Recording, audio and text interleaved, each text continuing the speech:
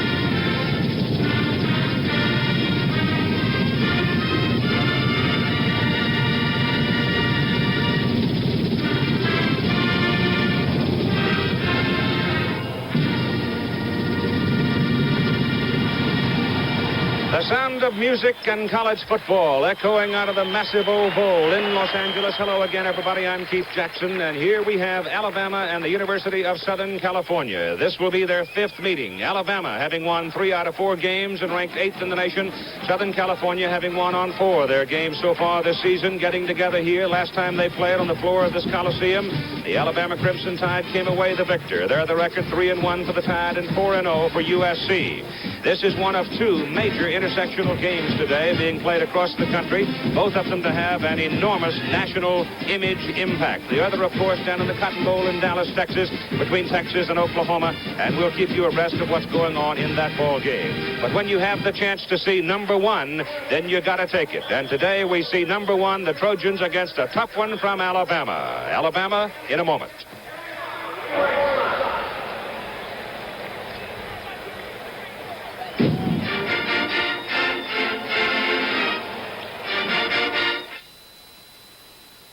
I've been coming here to watch the boats ever since I can remember. I always wanted to sail on one. Never had time when I was working. Now I'm retired, collecting Social Security. Pays the rent, buys a few groceries. That's it. All those years making money, I never had time to travel. Now that I've got the time, there isn't enough money. Some people get to retirement only to find very little waiting for them when they get there. We at Money can help. A Money representative can explain the advantages and limitations of the Pension Reform Act, then help you create a retirement plan that can provide money later on when you need it, and perhaps a tax deduction now when you can use it. Call us, because the decisions you make when you're young are the ones you'll have to live with when you're old. Mutual of New York. Money for the future. As every football team approaches the middle of the season, you get down to a situation of team depth. How many good players do you have? Because by this time of the year, every team has lost some people to injuries. Injury, of course, very much a part of the story of any ball game. Johnny Davis and Tony Nathan, the big guys coming out of the wishbone for Alabama. Davis, the fullback, Nathan, the running back, and he is the side outside, while Davis is the hammer inside. Davis at 227 pounds, gets a little more room now. Bear Bryant has gone from exclusively the wishbone to some I formation. He's run for 381 yards this year, but Tony Nathan dragging a leg because of a deep thigh bruise. and has not been able to break into the ground-gaining capacity that everybody anticipated. He, of all people, expected he would. Tony's only been able to run for 171 yards so far this year. That means that quarterback Jeff Rutledge has had to do a little more running of the football than he perhaps would like to, and that Coach Bear Bryant would like to have him do. He has carried the ball 45 times already this year, netting only 112 yards, and one of the reasons is the running quarterback, Jack Career, has been lost to leg surgery. But this man, Ozzie Newsome, number 82, as good an athlete as you'll find anywhere playing college football today, a 4-year starter, and he has become a big play man for Alabama. He plays tight end as well as wide receiver, and he's averaging 18 yards on 16 catches this year. Working with us today as our commentator and expert analyst, a man who has spent a lot of agonizing moments on the floor of this old Coliseum, as well as a lot of joyful moments, former head coach of Notre Dame, Arif Farsikian. Now, you've had a chance to do some studying of Bear Bryant's 1977 side. What do you think? Well, I think I've got to sympathize with Bear on the loss of course, O'Rear. He was the running quarterback and Rutledge the passing quarterback, and he alternated both of those youngsters, and he's lost one of them. That makes it tough. In addition, Johnny Davis has really been the only healthy back that he has had, with Nathan nursing injuries as well as Donnie Foss. So it's been a problem to him. He also has had to rebuild completely the defensive line. And talking to the Alabama coaches, they felt that if they'd gotten a little better defensive play at the end in the Nebraska game, they might have won that contest. So he's had some problems. But I remember when Alabama played the cross-time rival of the Trojans, UCLA, in the Liberty Bowl, and they were the underdogs in that football game, and they won. So don't count the Bear out of this game in spite of the fact that he's the underdog. Amen. Remember the last time they played here in this Coliseum, Alabama came away with a 17-10 victory. Look at the Trojans in a moment. This is famous Tuborg beer, the golden beer of Danish kings. Only centuries of the Danish brewer's art could achieve its noble character for lightness and flavor. Our Tuborg Gold is now brewed in America by appointment to the Royal Danish Court. So for about what you pay for the king of beers, you can have Tuborg Gold, the golden beer of Danish kings. You're about to be welcomed to one of the best hotels in the world. The hotels with the best locations, near the things you need to be near. The hotels with the best system of standards for taking care of you. The hotels that take care of more travelers than anybody else. Holiday Inn welcomes you to some of the best hotels in the world. When you talk about offensive football at the University of Southern California, you talk about the tailback. That is the glamour position in the way the game has been played here for some 15 years. There are 3 of them that you'll be seeing today. Number 12, Charles White. Number 22, Dwight Ford. And number 21, Lynn Kane. White, on the one hand, combines all of the facilities: traffic, outside, speed. And here you'll get a chance to see this young dancer. He's only a sophomore, and he's a local boy. Comes out of the San Fernando Valley. And he can do a lot of things for a football team, and had a marvelous freshman year, winding up with a brilliant performance in the Rose Bowl. Now, Dwight Ford, who is also from just down the road on the campus of USC, this year, having been able to make it through almost half of the season without injury, averaging 10 yards plus per carry. And he perhaps is the quickest, the breakaway threat of the 3.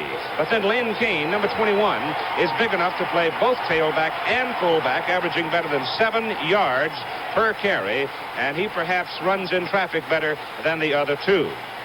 Now, Charles White, everybody who runs in this backfield is very aware of the legacy of the tailback position. Jim Lampley has this story about it. For the past 15 years, the position of tailback at Southern Cal has been the most glamorous and consistently identifiable position in college football. A lot of the trophies in this room at the Southern Cal Athletic Department are here because of the play of Trojans tailbacks. People like Mike Garrett, who won the Heisman Trophy in 1965, O.J. Simpson, who won it in 1968, Clarence Davis, now of the Oakland Raiders, Anthony Davis, runner-up in the Heisman Trophy balloting, and Ricky Bell, who might have won the award had he not been injured throughout much of his senior season. Ironically, Bell's injuries and his frequent absences from the lineup set the stage for this year's incumbent, Charles White. As a freshman who gained over 800 yards last year, White already is off to the best career start of any Southern Cal tailback. What about the Heisman Trophy? Garrett won one. O.J. won one. Well, I feel if you're winning and your team is, putting out all the effort and you guys are just winning, the Heisman will come for itself, Maybe not this year, maybe not next year, but, if you keep winning, it's going to come. What are your specific goals? What do you want to do before you leave Southern Cal? Well, right now, I want to beat Alabama. Mm-hmm. That's one thing right now, and win the national title. Comments from Charles White, number 12, who'll start at tailback. There is a little splinter of a fellow who plays at wide receiver, 6'1", 163 pounds. His name is Randy Simron. Now, he's not all that big until the football is coming toward him. Then he gets very big.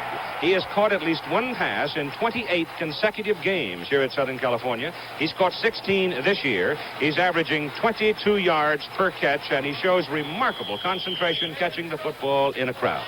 Now, let's talk about the Southern California offense for a moment and the simplicity of it, Ara Parsegian. Well, I guess I'm qualified to express an opinion on the I formation because we looked at it an awful lot of times when I was coaching at Notre Dame.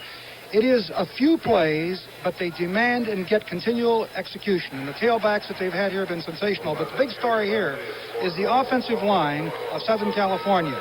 I talked to Dave Levy, the assistant athletic director, yesterday, and he said this may be the best ever as far as the offensive line is concerned. They average 262 pounds, tackle to tackle, and the smallest man on the line is their center, Gary Bethel, 6'4", 250. Now, that's not a bad group to run behind.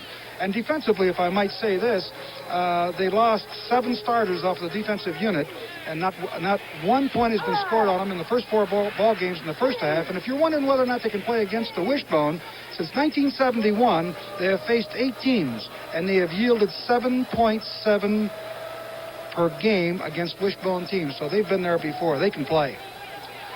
All it takes is people. Both teams have a lot of people.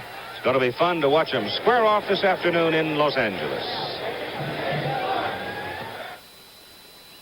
Hey, look at that. It's a chainsaw with its case. Uh-oh, somebody left it. Probably taking a coffee break. It's a McCulloch Mac 140. Wow. It's got automatic oiling. That's slick. This is the chain brake safety feature. Yeah. It stops the chain in less than 1/10 of a second. That's fast. And look at these teeth. They sharpen themselves with a press of a button. Mine don't. The McCulloch Mac 140. You can't buy another chainsaw with all these features at any price.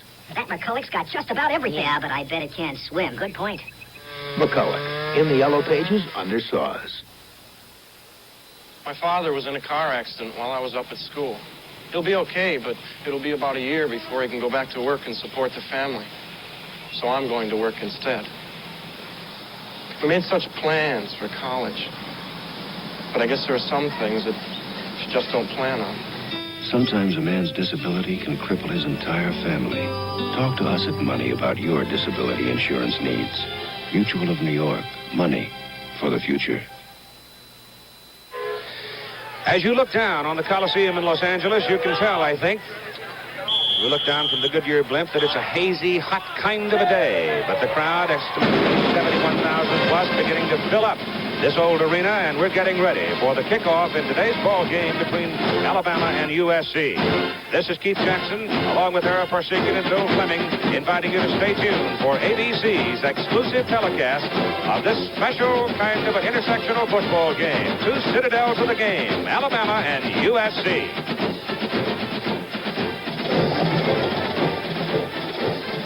Saturday, will the kids break fish out of the slammer? Give me back my belt and hang myself. Then Operation Petticoat.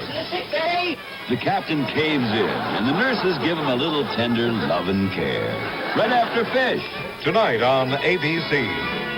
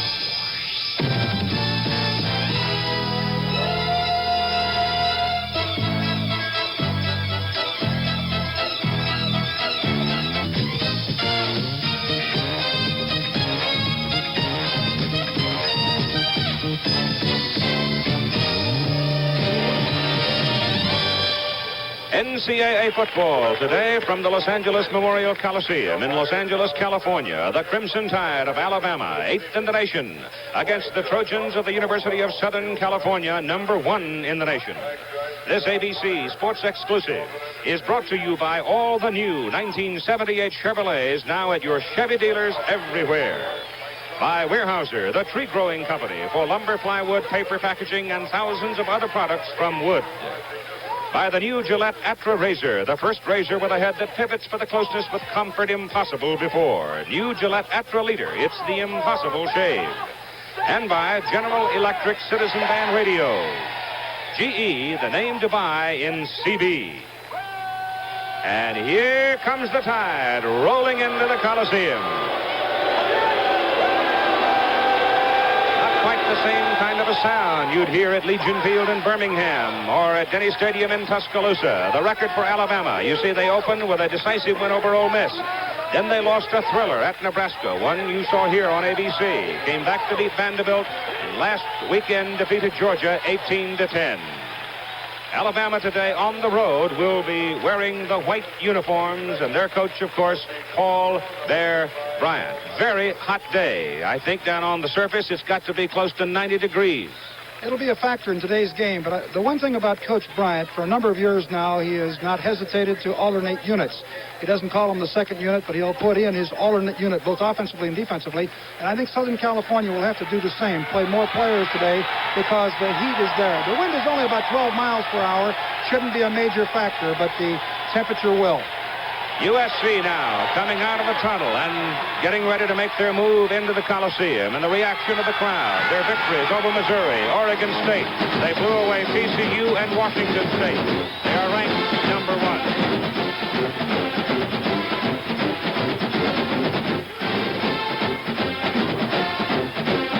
Playing in the Coliseum. What's it like, Arrow Persigan? I didn't have much luck here, as you well know, and I feel intimidated anytime I come in here. I'm glad I'm sitting up here watching the game rather than being on the sideline because I didn't have much luck. Other important games today, they will be documented by our colleague, Bill Fleming. All right, thank you very much, and hello, everybody. There are some important games today, and let's take a quick look now at some of the results that we have so far. Some of these games have been concluded, but some have not. Dartmouth is leading Yale 3-0. That game now in the 4th quarter. Penn State having a struggle with Utah State. Penn State fell behind 7-0, but now the Nittany Lions are leading by the score of 16-7. Michigan has gone out in front of Michigan State after trailing 7-0. Michigan now leading 24-7 in the 3rd quarter. Kansas State had a lead of 3-0 over Nebraska, but now Nebraska has moved to a 10-3 lead. And Texas is leading Oklahoma in the Cotton Bowl 3-0 in the 1st quarter.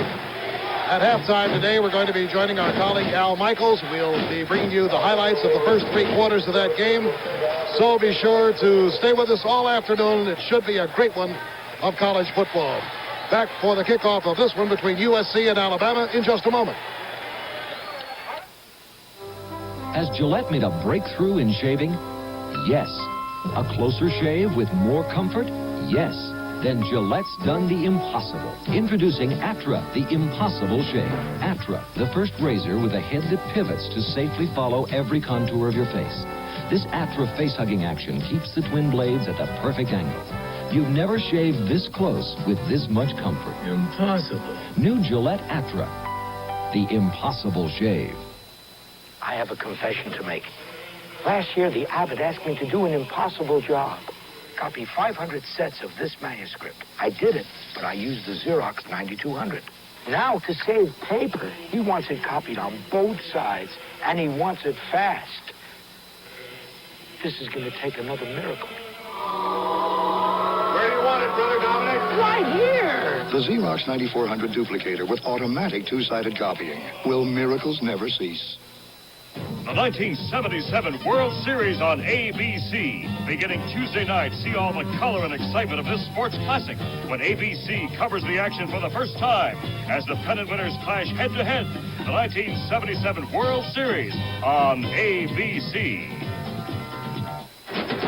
This is meeting number 5 between the Southern California Trojans and the Alabama Crimson Tide. Alabama has won the toss, and the Tide will receive. Tony Nathan, 22, and Major Ogilvy, 42. They are the deep men. Nathan with a sore leg. Kicking off, Rob Kerr for the University of Southern California. The referee is Paul Kamansky. Here's the kickoff. It will go deep into the end zone and beyond the field of play as Nathan fields it, and Alabama will put the ball in play 1st and 10 at their own 20-yard line. They're playing on real grass, and here's the starting unit for the Tide. At quarterback, number 11, Jeff Rutledge, 22, Tony Nathan at halfback, Donnie Faust, number 44 at the other half, and Johnny Davis is the fullback with Ozzie Newsome, the split-in or wide receiver. Newsome will play also at a tight end position sometimes, but right now he comes wide right towards you at the bottom of your picture. From the 21st down for Alabama. USC has a 6-man front up there right now. Defensively, the ball is ridden off to the fullback, Johnny Davis, and he has 2 yards. So it'll be 2nd down and 8 for Alabama from the 22, and Alabama offers up front this offensive line. Dave Sadler at tackle, Lou Green at guard, Dwight Stevenson at center for the Tide. Bob Kreider, offensive guard, Jim Bunch, and he is a bunch, at tackle, and Rick Neal, number 8, the tight end. He'll be alternating quite a bit coming on and off the field. It is 2nd down. Call it 8 yards to go for the Tide out of the wishbone. And again, USC has a 6-man defensive front. It goes wide. And here is the sweep coming up to the left side with Lou Eichner having gone in at the halfback position. Eichner is a junior from Atmore, Alabama, and he's in instead of Faust at the moment. USC defensively, Walt Underwood, who grew up in Tuscaloosa. Rich Dimmler, middle guard. Myron Lapka, number 96. Then the linebackers, and this is a hefty bunch. Clay Matthews, Dennis Johnson, Gary Cobb, and Ed Gutierrez. In the secondary for USC, Ricky Odom, Carter Hartwig, Dennis Thurman, and Willie Crawford. And we have a man down on the field. Tony Nathan. Rob Kreider, looks to me like a couple of them. In fact, there are 2 of them. Nathan, who has been dragging a leg with a deep thigh bruise, coming off the field. And if they lose him, even the mere presence of Nathan does things to the defensive unit for the other team. But Kreider now, shaken up, is being helped to his feet, and the big guard will be coming off the field. So we'll have more from Los Angeles in a moment. A herd of deer can seriously stunt the growth of young trees. When the trees are small, every bite cuts down on the raw material for the next century. A bite of lumber, a gulp of plywood, tomorrow's paper supply. Dr. Illo Gauditz, Weyerhaeuser scientist, and her research team have discovered a way to discourage the deer. It took 8 years of experimenting in the Weyerhaeuser outdoor cafeteria, and finally the answer came. An egg derivative. Dr. Gauditz found that deer hate eggs, poached, scrambled, or soft-boiled. Now she works with Weyerhaeuser foresters like Ed Baker. Together, they decide when a young forest might be in danger, and they take steps to protect the young seedlings. Then the deer move to older trees where their pruning doesn't really harm the trees. Result, a way to save wood resources without harming the Bambis of the world. Weyerhaeuser, the tree-growing company. The Goodyear Blimp Columbia, based in Gardena, California, with Nick Nicolari at the controls, giving you that picture from Archie Griffin's camera. The video man up there with him is Hugo DiLeonardo. All right, 3rd down, and 4 yards to go for Alabama from the 26. And the ball is handed off to Faust, and Faust is stopped short of the 1st down. The defensive flow of Southern California. The linebacker coming across to get a hold of him. There was Lapka, the tackle, who held his position, and then Clay Matthews, number 60, the linebacker, came in to seal it just short of 1st down territory at the 30. And so Alabama now will have to kick it on 4th and 1. And dropping back for Southern California, number 22, Dwight Ford. The kick is away by Buddy Holt. Hits the ground. And a penalty flag is thrown as Ford went down. Lynn Kane also coming back there. And it was Kane who drifted under the ball. And looked like that Lynn might have been knocked down by one of the Alabama players as they came down the field. It appeared that there was interference. They didn't have an opportunity at a fair catch or a free catch.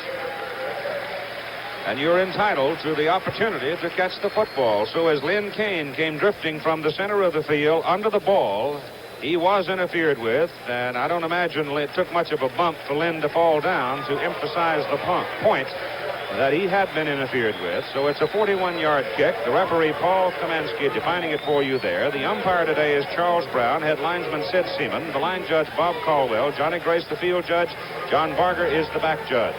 Here's Southern California now. First offensive possession with Charles White and Mosi Tutupu lined up behind Rob Hurdle. And they give it to the first guy out of the I formation, the big Samoan Mosi Tutupu, and he gains 4 yards. This is the way Southern California lines up in its backfield with Rob Hurdle at quarterback. He's a senior. Charles White, the deep man out of the I, the tailback, the man who just carried the ball to Tupu, and Cal Sweeney is the flanker with Randy Simron, the split end. USC has the ball at the Alabama 49-yard line. The gain from the just outside the 46 to the Alabama 49. So make it second down and just over 5 yards for USC. They have the fullback to Tupu flanked outside. They give it to Charles White, and White has a first down as he runs it down to the Alabama 43-yard line. There's a perfect example of this big USC forward wall. Now, this is the way they line up at front. Anthony Munoz is 280 pounds. Pat Howell is 255, Gary Bethel 250, Brad Buddy 250, and John Schubecker 275, William Gay 225. How'd you like to be racing off against that bunch all afternoon? Well, we talked about it. Oh, first down, Southern California, Alabama 43. Play coming around to the right side as Charles White takes it inside the 35. He's close to a first down. The tackle by David Hanna, number 74. So Charles White carries for what appears to be very close to a first down. Defensively, Alabama lines up with Wayne Hamilton, Marty Lyons, Terry Jones, David Hanna, and Danny Collins. The linebackers for the Tide, Barry Krause and Rich Wingo. Gilliland will also play a lot. Don McNeil, Mike Tucker, Murray Legg, and Mike Kramer, the defensive secondary. White is out, and Dwight Ford is in now. And you'll see a lot of different tailbacks before the day's over. White, Ford, and Lynn Kane. Hurdle gives to Ford. Ford's caught behind the line of scrimmage. A fine defensive play by number 95, Danny Collins. Collins, the man that got him by the feet and brought him down. Keith, one of the interesting things that happened on the first play, giving the ball to Mosi Tutupu, was to break the scouting report, I'm sure, that they had on Southern California, the Alabama team, and quiet down the linebacker flow, because Tutupu only carried the ball 20 times in 4 games, not very often. They were just short of their first down, that loss of about 1.5 yards. It'll be third down and 2 for Southern California at the Alabama 35. They split the backs in the Trojan backfield now. It's Tupu, and it goes to Charles White. White behind Tupu, gets a first down inside the 25 to the 24. Boy, he's an exciting back. We saw a little bit of him last year. He made over 800 yards, but looking at him again this year for the first time, he's a super back. He's carried 3 times. He has gained 27 today. Dwight Ford in for 1 play. White coming right back. And they loves to run behind that big fullback, Tutupu, who's a 225-pounder out of Honolulu. Out of the I formation. Wide to the right, it is Simron. And up in the slot position, it is Cal Sweeney. And Rob Hurdle gives to Charles White. And White hit after 1 yard from the 23, close to the 22-yard line. Dewey Mitchell, number 61. You're looking at John Robinson, the head football coach at USC. Mitchell, a 230-pound senior from Tampa, fought off the block and made the stop, just short of the 22. And Dewey Mitchell saved a big gainer on that. He made a great play. If White had broken that tackle, he had a lot of daylight in front of him. So it'll be second down and 9 at the Alabama 22 for Southern California, with Lynn Kane and Charles White in the backfield now. A little more speed there. Kane very quick, runs in traffic well. Hurdle will throw instead. Hums his pass out to Sweeney. Sweeney is inside the 15. He's knocked back. It'll be very close to a first down, perhaps a half a yard short, as Don McNeil came up to make the stop for Alabama, a sophomore out of McCulloch. Alabama is doing a lot of change-up defensively. They're giving him a lot of different looks. And that's the first pass, of course, that Southern Cal has thrown. It was fairly well covered. But Alabama's trying to create a lot of defensive problems for the Trojans. Southern Cal now with 3 tight ends. William Gay, Dan Burns, and Joe Shipp in for blocking on 3rd down and 1 from the Alabama 14. First quarter of play on a hot afternoon in Los Angeles. Give it to the tailback, White. Nothing there. I mean, dead nothing. Mike Kramer coming up over the top really sealed it. Down at the bottom of the stack, 95, Danny Collins very much involved on the play. It will be 4th down for USC. Good piece of defensive work. Alabama went to a split 6. There were 8 men up there, 6 of them on the line, and the linebackers fired on the inside. It was a perfect play for the offensive set that Trojan used. 32-yard field goal attempt. Frank Jordan, Jr. out of San Francisco. Kicking out of Mike Carey's hold. It is up. It is into the crowd. It is good. And so we have 8:39 to go in the first quarter of play. Southern California gets 3 points and leads the Tide 3-0.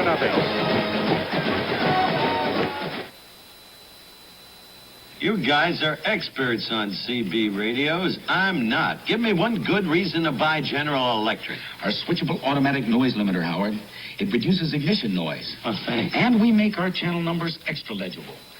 And we backlight our meters to increase readability. And many models have a power mic preamp built in to increase modulation. Then they're designed for better isolation. Gee, the name to buy in CB. We also show you if your I'm antennas glad I are asked. properly. A lot of class, a lot of style, a lot of grass. The song of the American Eagle, the song of the places we call home. The Goodyear American Eagle Radio, built with Flex-10 cord belts instead of steel. Flex-10, made from a man-made aramid fiber that's pound for pound stronger than steel. The style for America, the American Eagle. Only from Goodyear. High school activities programs will attract 10 million participants this year. Nearly 50% of the student body of most schools will be involved in the interscholastic program. The National Federation of State High School Associations requests your support for this important part of the school curriculum. A 32-yard field goal by Frank Jordan has put USC on top. 3-0 with 8:39 to go first quarter. And Southern California's Rob Kerr will kick off to Tony Nathan, 22, and Major Ogilvy, 42. High kick. Nathan 3 yards deep in the end zone. Out to the 17, and there he goes down hard as Tony Oliveria comes down to make the stop for Southern California. Update on what's happening in the Cotton Bowl. Here's Bill Fleming. All right, Keith, thank you. 3-3 is the score. Texas at Oklahoma. Let us quickly correct the fact, though, however, that Texas did not jump off to a 3-0 lead. It was Uwe von Schamann who kicked a 47-yard field goal for Oklahoma, and then a 64-yarder by Russell Ertzleben of Texas tied it up. Okay, Keith. 64 yards. Kicked the 67 last week. Here comes Alabama now. Rutledge wide to Nathan. Good blocking outside. With a healthy Tony Nathan, that's a dynamite play for Alabama, and it's good that time for a first down up around the Alabama 28-yard line. Beautiful execution by Jeff Rutledge. Came down the line, picked the ball to Davis, and popped it out to Nathan, and was exceptionally well done. At the 28, where Dennis Thurman made the stop for Southern California. Most of the folks now into the Coliseum. Sort of a late group getting here. Tell you about the Alabama folks in a little while. First down at the 28-yard line for the Tide. USC leading 3-0.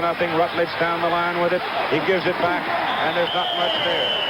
As Lou Eichner, trailing the play from the right halfback position, just simply had no place to go. As he tried to turn upfield, there was nothing but red shirts. And over there in a hurry for Southern California was number 95, Walt Underwood, whose native town is Tuscaloosa, grew up in Atlanta, Georgia, where he played his high school ball and then came to Southern California.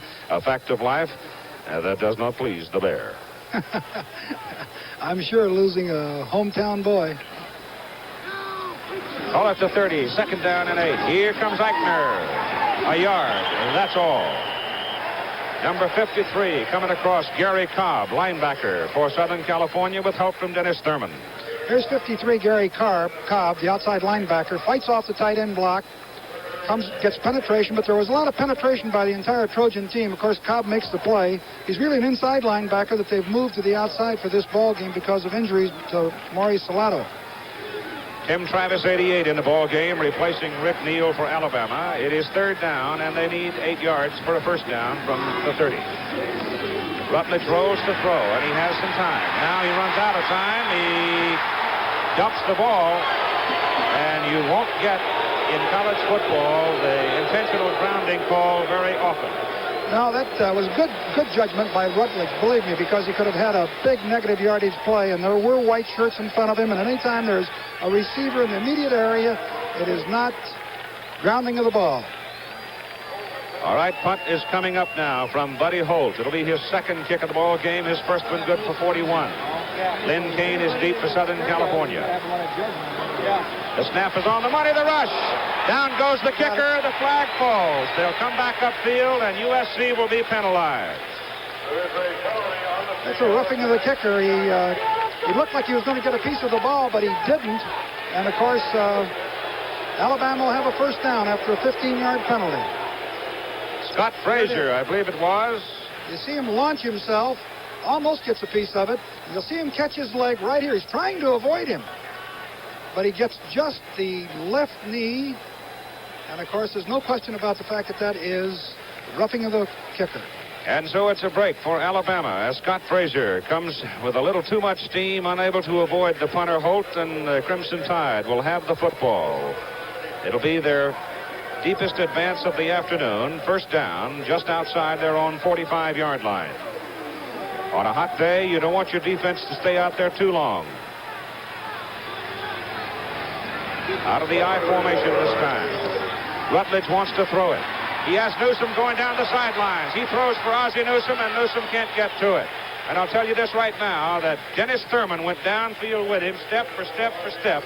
And it was a good play by Mr. Thurman, because Thurman was able to hold his position, thereby denying Ozzie Newsom any room on the field. I'll tell you, John Robinson says that Thurman is one of the great ones. Here's Newsom coming down the field. Let's see if there's contact made. Well, Thurman is probably one of the best free safeties in the country. At least John Robinson feels that way, and after seeing him for 2 years here, I can concur with that statement. That was not pass interference. There was only mild contact, but the ball by that time was in the area. It is second down and 10 from the 45, and Rutledge turns to the tight side, and the ball goes out of bounds. A pitch back to Lou Eichner, number 30, and he had no place to go except down underneath the feet of his teammates.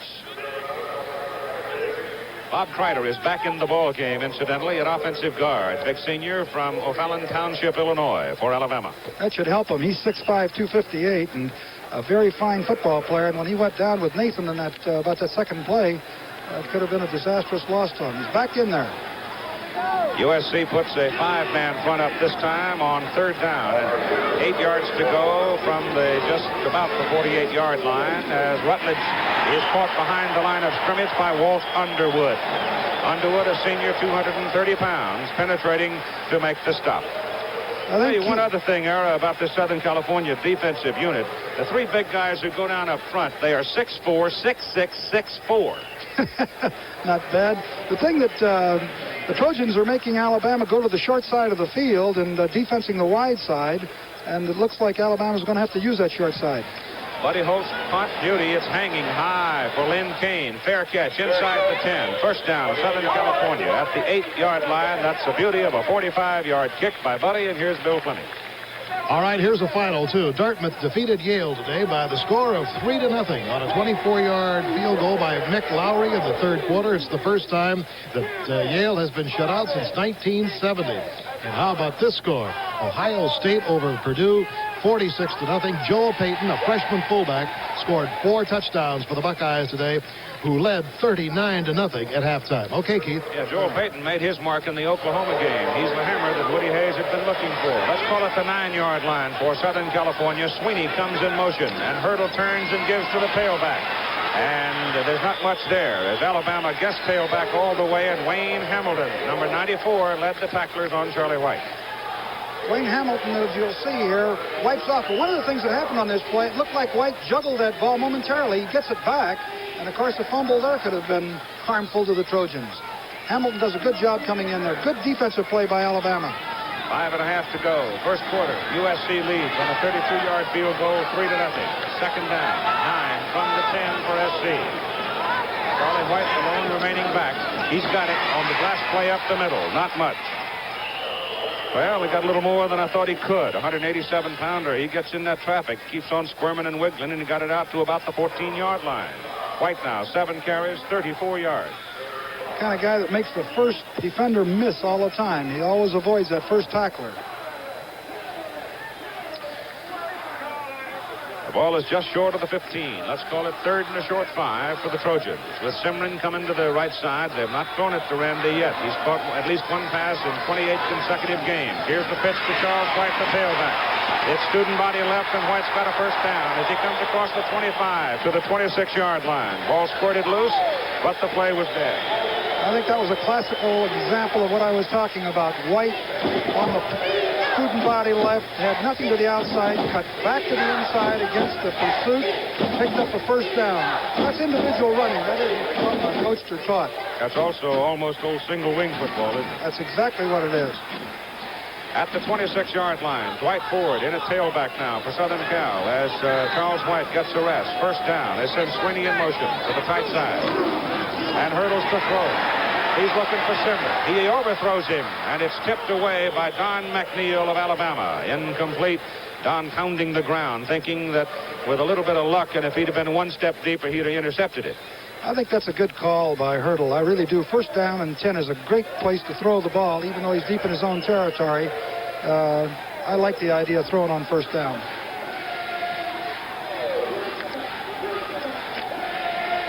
Second down 10, Trojans from their own 26. Sweeney and Simrin wide right. Open side of the field. McNeil comes out there and sets up with Simrin. They give it the other way to Ford behind the line of scrimmage. Fumbled the ball. But they'll call it dead, I believe, before the ball came loose. At the 23-yard line. Wayne Hamilton again. Number 94. They had a blitz on. You'll see the corner going. Number 23 is Mike Kramer, who's the rover. And they had an aggressive anticipation of a pass, and they put the blitz on, and they ran right into this reverse that the Trojans were running. Ball was blown dead, however, before it popped out of the arm. It's at the 24-yard line, and it's 3rd and 12 for Hurdle. Hurdle's pass is away, intended for Sweeney. Knocked away by Don McNeil. And apparently McNeil is the man they want to pick on this afternoon. What beautiful piece of defensive work, though. He knocked that ball down. Otherwise, it looked like it was going to be a well-executed pass from Hurdle to Simrin.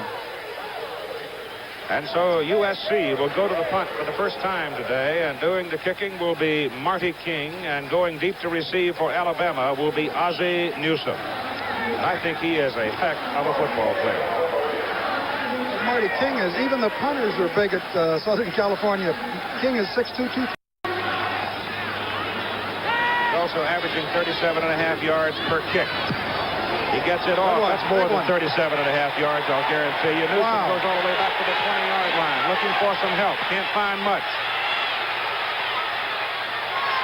And Ozzie brings it back just on sheer ability to the 28-yard line. A 55-yard punt with 3:16 to go, first quarter.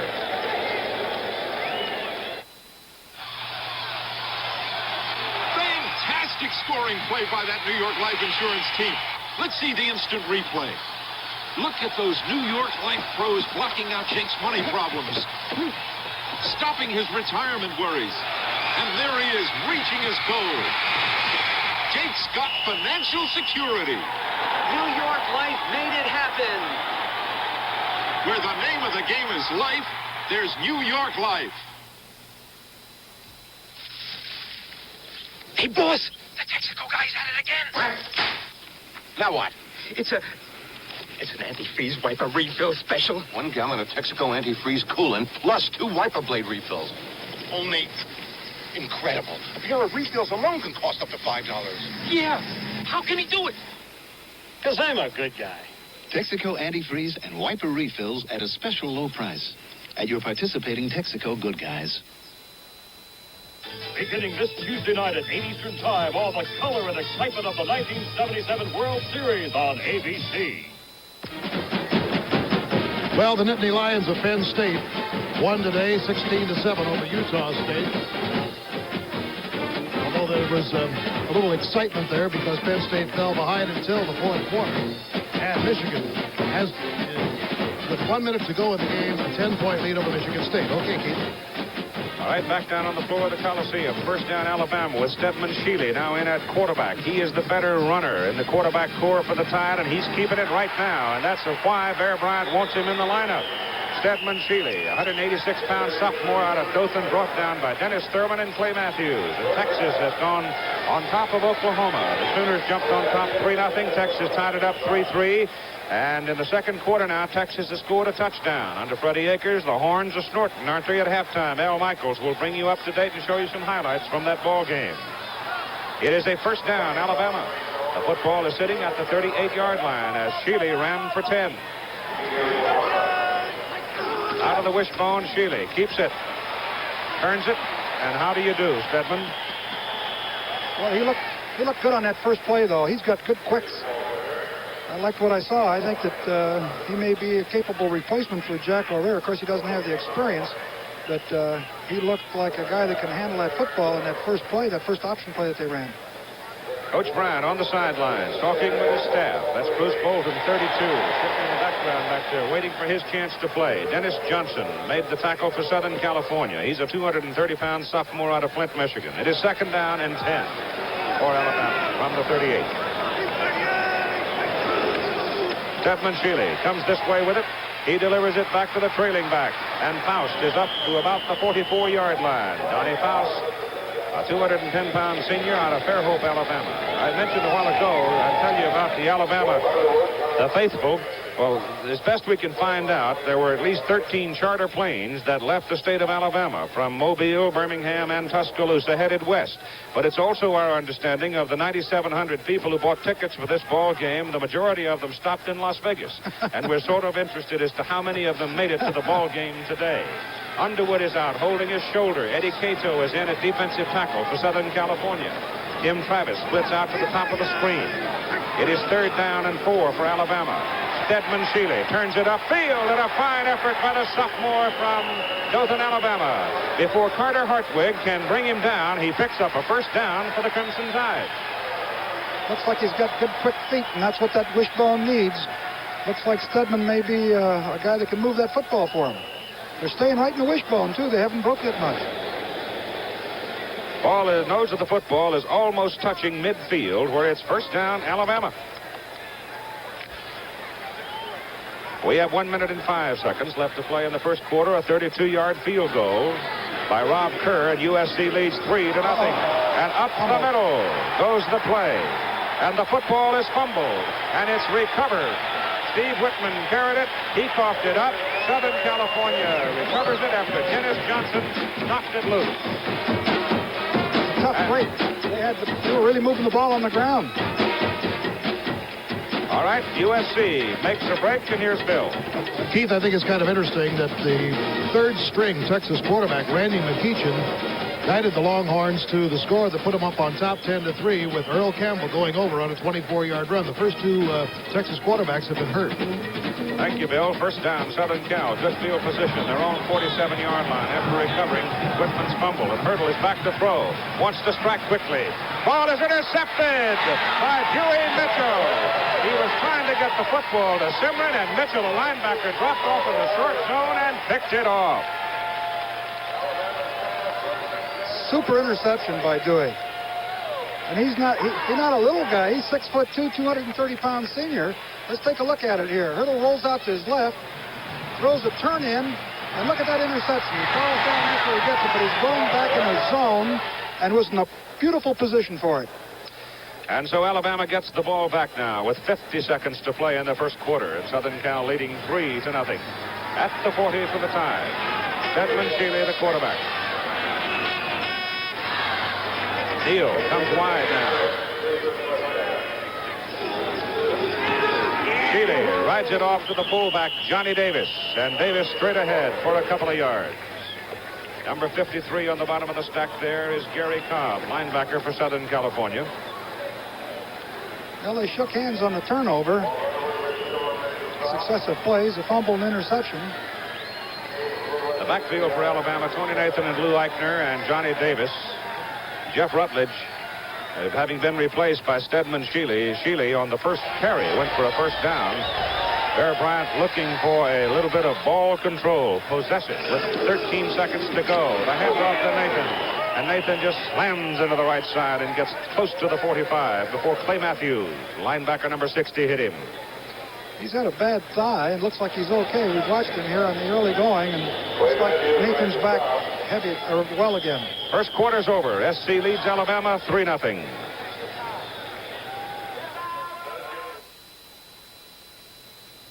See what's new today in a Chevrolet. See what's new today in a Chevrolet. See what's new today in a Chevrolet. Your dealer is inviting you to call. Drive what's new today, drive a Chevrolet. You'll see why folks like Chevy best of all. Up the highway, down the road, along the freeway. The ideas are new now, the styling is true now. There's good news for you now in a Chevy. So come on in, and see what's new today. You'll see it in a Chevrolet. This year, your Chevy dealer has more good news about more new Chevrolets than you've seen in years. The new third-generation Monte Carlo, the new size Chevy Malibu, the new size Malibu wagon, the new four-door Chevy Chevette hatchback. These plus the new Chevrolet Caprice, new Chevy Monzas, a new Camaro, even a new silver anniversary Corvette. It's all here, it's all now, it's all new, it's all for you. Come on in, we say, and see what's new today. You'll see it in a Chevrolet. See what's new today in a Chevrolet. We go to the second quarter of play here in Los Angeles with SC leading by a score of 3-0. But Alabama beginning to move the ball. As you look at the first quarter numbers, it's pretty even. Yeah, well, that first drive the Trojans had, they made most of the yardage, but Alabama's come back, and really, they had a good first quarter. At quarterback now, Jeff Rutledge is back in. Stedman Shealy did a good job. Jeff's had a rest. He's back in fresh. It is third down. They need 5. They need the pass. They're a little flip inside to Little Eichner. Eichner gets his head down and dives for midfield, and he's close to the first down. A play that we saw in the Nebraska game, and it worked there, and it worked right here. As we go back to those first quarter numbers and the time of possession, you can see almost dead even. Only 4 seconds separating them. Turnovers are even, 1-1. Now, in first downs, it's a close ball game, an even ball game up to this point. First down for Alabama at midfield. As we just begin play here in the second quarter with Walt Underwood back in the lineup defensively for USC. Alabama on the near side, looking at the back of Bear Bryant right there. Out of the wishbone. First man, Davis. Not more than 2 yards at the most. As the USC inner defense, Rich Dimmler, the nose guard, and Myron Lepka. Big sophomore out of Chatsworth, California, made the stop. Well, yesterday, as I was talking to some of the Trojan coaches, they said that Dimmler, number 92, who got up slowly there, was one of the great ones. He's 6'6", 255, and really has the quicks, and he's really strong. Played a lot of different positions here, too, in his early days at USC, offensive and defensively. Second down and call it 9 from the USC 49. Alabama with the ball. Here comes Nathan. Faust was taken down just about the line of scrimmage, his lead blocker, and from that point on, it was simply up to Toner to do it himself, Carter Hartwig, and he got him. Number 11, the cornerback from California. On ABC's NFL Monday Night Football, next Monday at 9 Eastern, the Los Angeles Rams will be going into the Middle West to play the Chicago Bears at Soldier Field in Chicago. Frank Gifford and Don Meredith. We're going to save Howard Cosell because the World Series starts on Tuesday, but you'll enjoy it as the Rams go in to test Jack Party's Chicago Bears on ABC's NFL Monday Night Football next Monday. It's third down and 6 yards to go, and a beautiful pitch to the tight end, Tim Travis, coming around on the reverse from the other side of the field, and it's good for a first down, and there is the first Innovative move by Bear Bryant, and you know that Bear's got a lot of plays in the book this week. Yeah, Charlie Thornton, their sports information director, was talking to us earlier here, and he said they were going to try some gadgets. They felt that they could not muscle the Trojans, and that's probably true as John Davis is trying to threaten them on the inside. But there was a good gadget with the end coming around and an option play, and it was very successful for a first down. Rutledge held the ball just as long as he possibly could. And time now called. Timeout charged against Southern California with 13:08 to play in the first half, with the temperature down on the field right at 90 degrees. USC leads Alabama 3-0. Give me a cool, misty morning, the rugged Swedish coast, and nothing to do but enjoy them. Then give me Borkum Riff bourbon-flavored tobacco. In Sweden, we know that flavoring our fine tobaccos softens and enriches them. And that's just what we do with Borkum Riff. Bourbon-flavored Borkum Riff is my favorite smoke, and one of life's simple pleasures.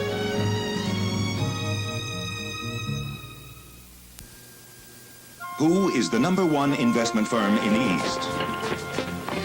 Who is the #1 investment firm in the Midwest? Who is the #1 investment firm in the South? Who is the #1 investment firm in the West? You know who. Merrill Lynch. All around America, more investors turn to Merrill Lynch than any other investment firm. Sure, there are lots of investment firms, but there's only one Merrill Lynch. Final score today, the Yankees defeating Kansas City in Kansas City by a score of 6-4. So the Yankees pull even. Now let's check on some football scores with Bill Fleming. All right, Keith. Michigan defeated Michigan State today by the score of 24-14. And we'll be back in just a moment with more, but I think we're back to action here. On first down at the USC 37-yard line for Alabama. And not a whole lot of daylight as Tony Nathan was looking for some blocking to form in front of him. And that particular time, I think it is fair to say, Ara, that the USC defense just ran all over the blocking and knocked it down. Yeah, what happened on the play was the fullback, John Davis, ran into the quarterback before he could throw the ball, and it threw the timing off. It was what they call a quick screen to the wide receiver. And the timing was off just a hair there. Now Nathan comes off the field for Alabama. Donnie Faust 44 is out there. Johnny Davis. Ozzie Newsome is set to the right side. Jeff Rutledge back to throw on 2nd down and 8, in trouble. And down he goes. Ed Gutierrez, number 50, a 205-pound senior out of Los Angeles. Knocks him down way back up the field. Well, Rutledge didn't have much of an opportunity that time. He rolled out to his left, and of course, before he could escape the pressure, Gutierrez nailed him for a huge loss. Ball is back at the 49-yard line, a loss of 15 yards on the play. From the 49, Alabama has got to go to the Southern California 27 to get its first down. So it'll be 3rd and 22. It might be time for another one of those gadget plays. I don't know. There's not a lot of yardage there to make up.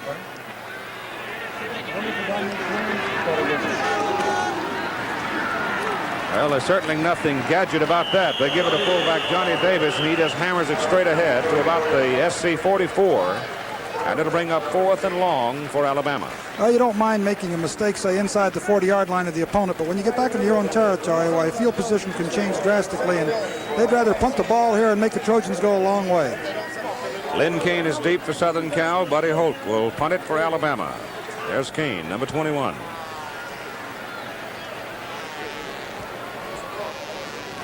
Good snap. No rush. Hangs it very high. And it'll go, however, to the end zone where USC will have it after a 49-yard punt. First down at the 20. Here's Bill. All right, it looks like quite a running battle today between Colorado and Oklahoma State. Colorado leading 12-7. Colorado went out to a 6-0 lead, and then Terry Miller, the nation's leading rusher, ran 78 yards to put Oklahoma State on top 7-6, and then James Mayberry came back to run 70 yards and then put it in for the 2-point conversion. So Colorado is leading Oklahoma State 12-7. Thank you, Bill. It is a 44-yard punt for Holt, not 49. First down at the 20, Southern Cal. Charles White, the tailback. The Tupu's in motion. Pitch to White. Tatupu leading the blocking. Alabama follows it well, and the tackle is made around the 22 by Ricky Gilliland, number 92, a junior out of Birmingham. And there's a final out of the Ivy League, with Princeton winning today over Columbia. And Bill told you Ohio State beat Purdue today 46-0, while Penn and Brown have a decent sort of ball game going. And Penn State struggling with Utah State 16-7, winning. Army and Villanova a final. That would have been a fun ball game to watch. 34-32. It is second down and 8 yards to go from the 22 for SC. Tatupu, the fullback, slants it over the left side and gets into the secondary. And the big guy out of Punahou School in Honolulu makes it first down, Southern California at the 44-yard line. 22-yard carry. Well, you know that the Crimson Tide has to be keying on Charlie White for obvious reasons, and Tatupu has done this many times.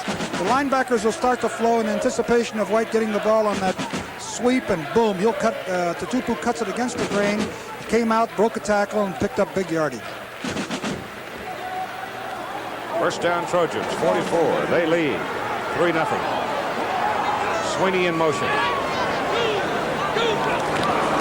Second man, the tailback out of the I formation. For a yard, that's all. White, Ford now, and Lynn Kane are the setbacks for USC. Ford is 22, White is 12, Kane is 21, Tatupu 36. This young, here comes, of course, Wayne Hamilton again, number 94. He's been in a lot of action, but this young Alabama defensive line is maturing. They're coming on. They're playing a good football game here this afternoon. Come on, blow them out. At the 45, second down 9 for Southern California. Hurdle to throw. Simrins is target. Throws it short to the fullback, Tatupu, out of the backfield, and he'll get a couple of yards, and that'll be it. Dewey Mitchell, the young man who made the interception for Alabama, putting the heat on Hurdle that time. Yeah, it looked like Hurdle was going to get some negative yardage there, but he was able to escape from it and throw the ball, but for very little yardage on the completion. Continuing to run down scores from out of the eastern part of the country, games that have been completed in West Virginia. Having a rather decent season, aren't they? Maryland beating Syracuse today, 24-10. It'll be third down and 8 yards to go from the 46-yard line. This time they split the backs behind Hurdle. Rob to throw. Go, Randy! Good defensive pressure by Alabama. Number 36 in a big hurry, Rich Wingo, made him move, and that set him up for Wayne Hamilton to make the tackle. They went into a blitz that time. Good coverage, man-to-man coverage, and here they come. The linebackers fire. They cannot pick it up. Watch them both come here. Wingo comes through, Rich Wingo, 6'2", 230. Avoids a blocker. And you can see Hurdle comes up with a lot of negative yardage. And it brings up fourth down and a kicking down with Ozzie Newsome going deep for Alabama, and Marty King, the punt for USC, hit a 57-yarder his first time today. Warm afternoon in Los Angeles.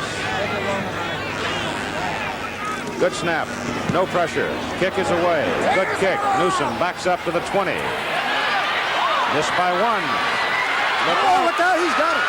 He may go. Penalty flag back upfield. Penalty flag back upfield. Newsome dragged down at the USC 32-yard line by Mike Carey.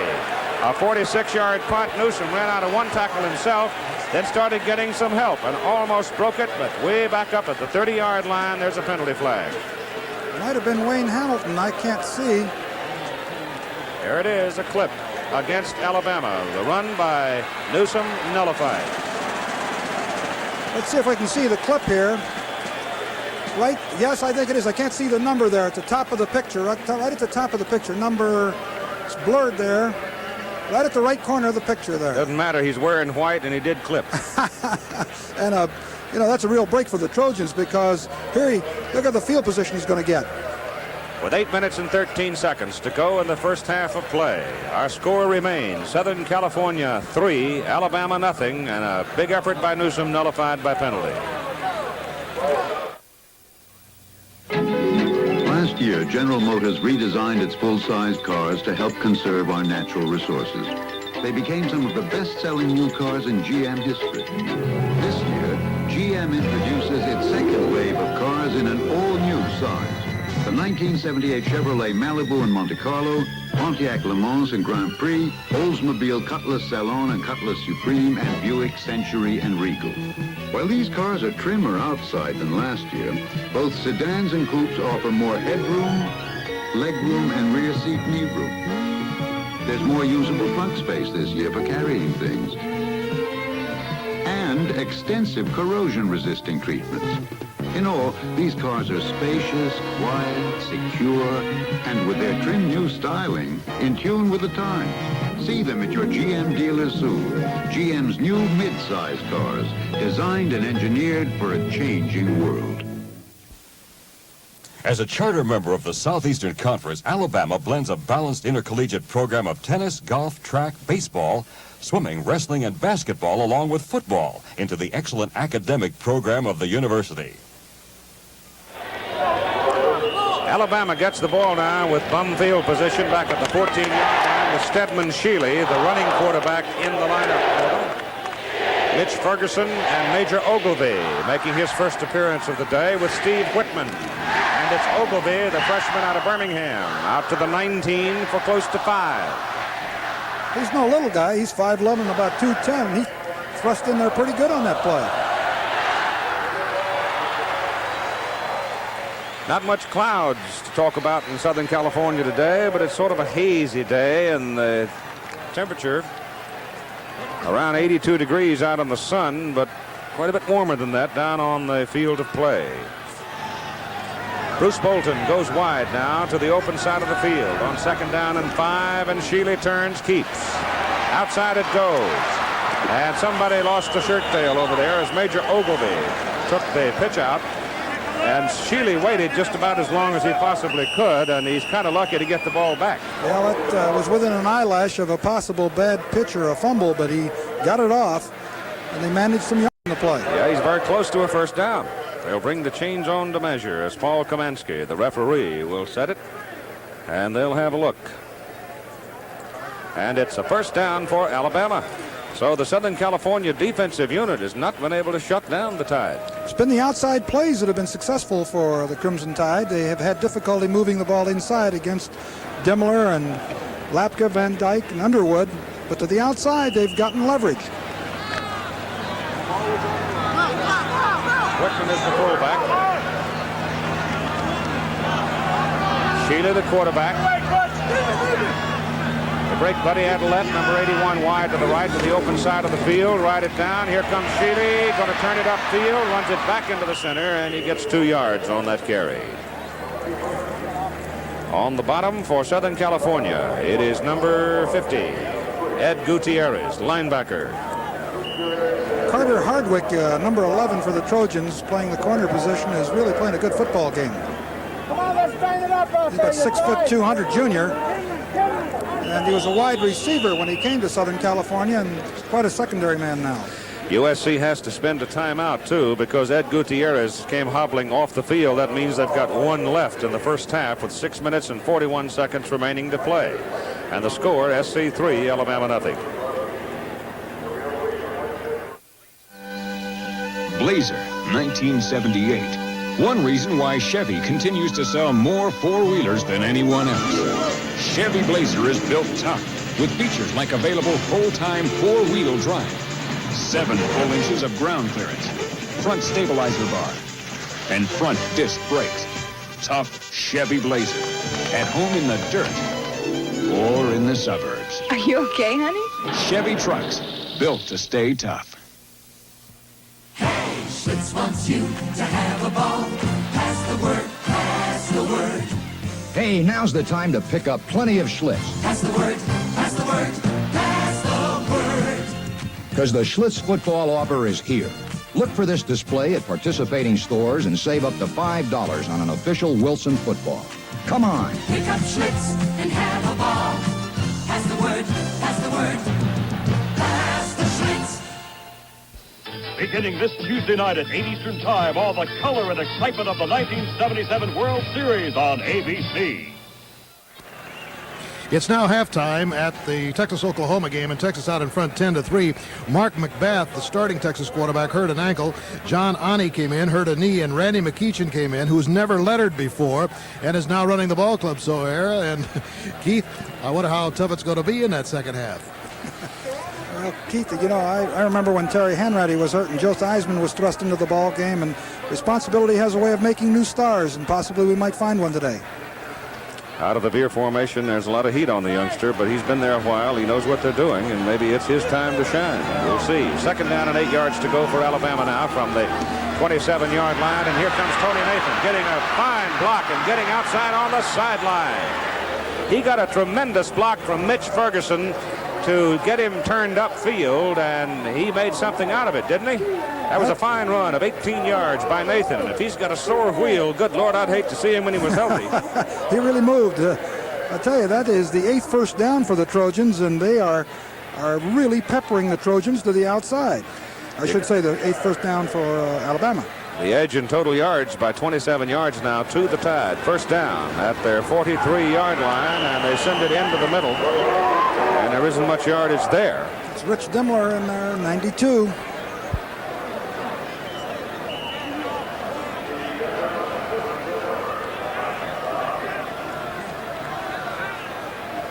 They're having a lot of success to the outside, and I imagine they'll stay out there.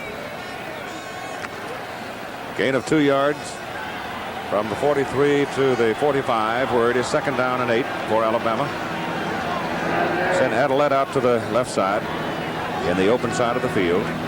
Bolton to the right side. Shealy coming to the tight side. And Stedman Shealy wiggles it up to about the 49-yard line before the Trojans plant him, and it's McGrew making the stop.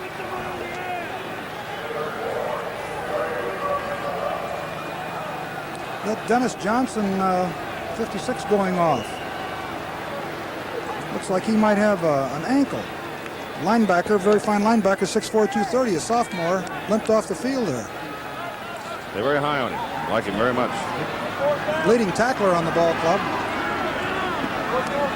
It's third down. They need 6. Shealy to throw. A lot of time, and misses his man. Throws it short of the intended receiver, Bruce Bolton, who had come from a wide position on the open side, hooking back into the middle.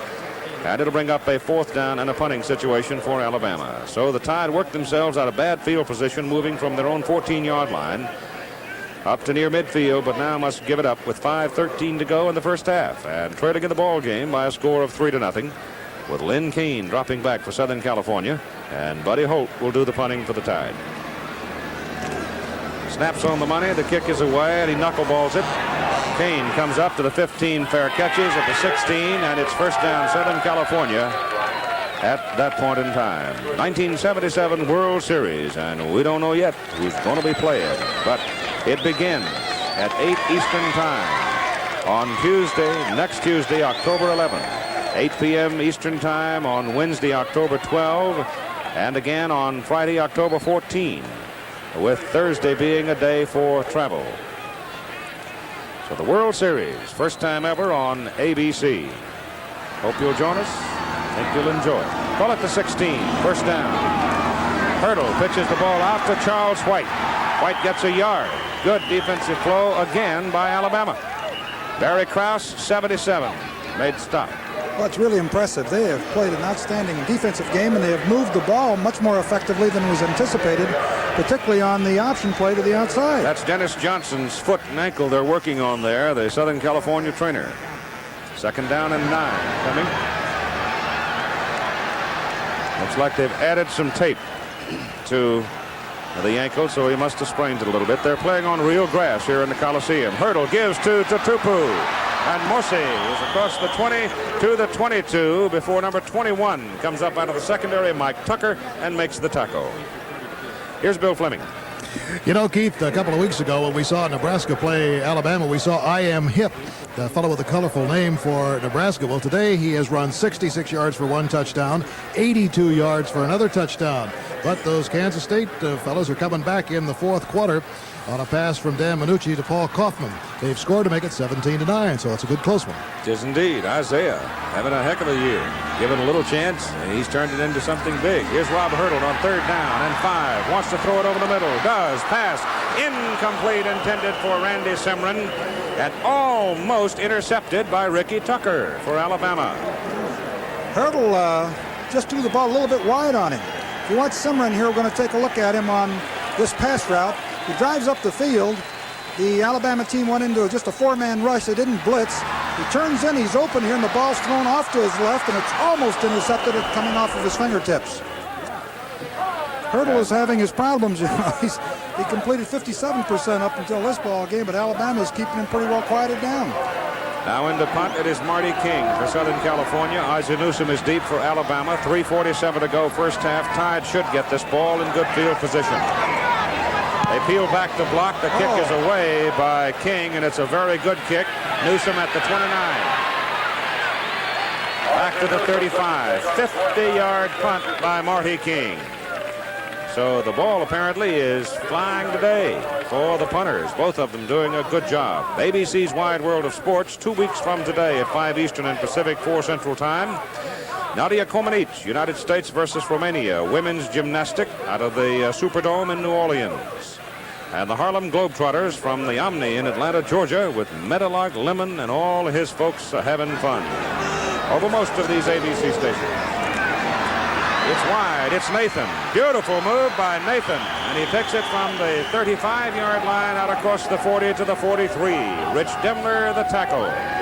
All the lead blockers for Alabama, when they come out on the option play, which would be the right halfback in this particular case coming right, or the left halfback going left, have been blocking beautifully for the ball carrier, which is the trailing back. And this is one of the things that the wishbone is almost mandatory to make it successful, is the other back has got to be willing to block for the ball carrier. Second down, they need about 2.5 yards from the 43. Outside, Eichner. Lou Eichner runs for the first down. Down the sidelines, and he's out of bounds at the USC 47-yard line. Steve Busick, defensively for Southern California. Lou Eichner, I remember from a game last year. I don't remember exactly what game it was, but you get him outside, turned on, and he can burn you. Yeah, he's only 5'10", about 176. I didn't know he had that kind of speed, but he turned that corner there, and he can really move. USC opened the game most impressively, marched down. Alabama stiffened. They kicked a 32-yard field goal. Since then, Alabama has been very much in this ball game, but they've yet to score. Rutledge back at quarterback, and Jeff keeps it, turns it upfield. And he moves it from the USC 47 down about 4 yards to the 43. Carter Hartwig coming out of the secondary to make the tackle for USC. There was a big change-up defensively that time. The Trojans decided to make the quarterback keep it. Defenders came upfield to choke off the pitch and made the quarterback keep it, and good support from the secondary to keep that from being a big gainer. The idea offensively, of course, is to keep them guessing as much as you can. The defensive unit now, you've got a 7-man front up there for Southern Cal. And it may cost him as Eichner gets outside. And he is close to a first down. Penalty flag, however, is on the field across the way as the ball carrier rolled into the crowd over there. Can't tell from this vantage point what it was. Might have been a face mask. Yeah. Looks like USC is retreating.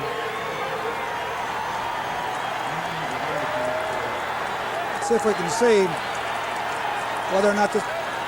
There's the face mask right there. That's right. Number 42, Ron Lott. He's a freshman, 6'3", about 192, was the culprit in that case. And here we are with 2:10 left to go. They're down at the 21-yard line. Alabama knocking on the door. Their deepest penetration of the ball game.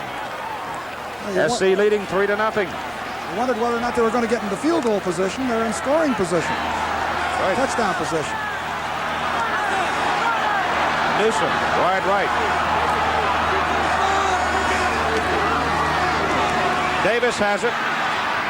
And Johnny's inside the 20, close to the 18.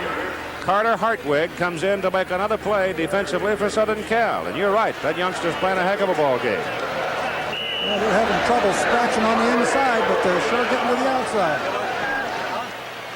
Navy edging Air Force 10-7, and Senator Proxmire most concerned in that ball game that all the admirals and generals and whoever came paid their own way.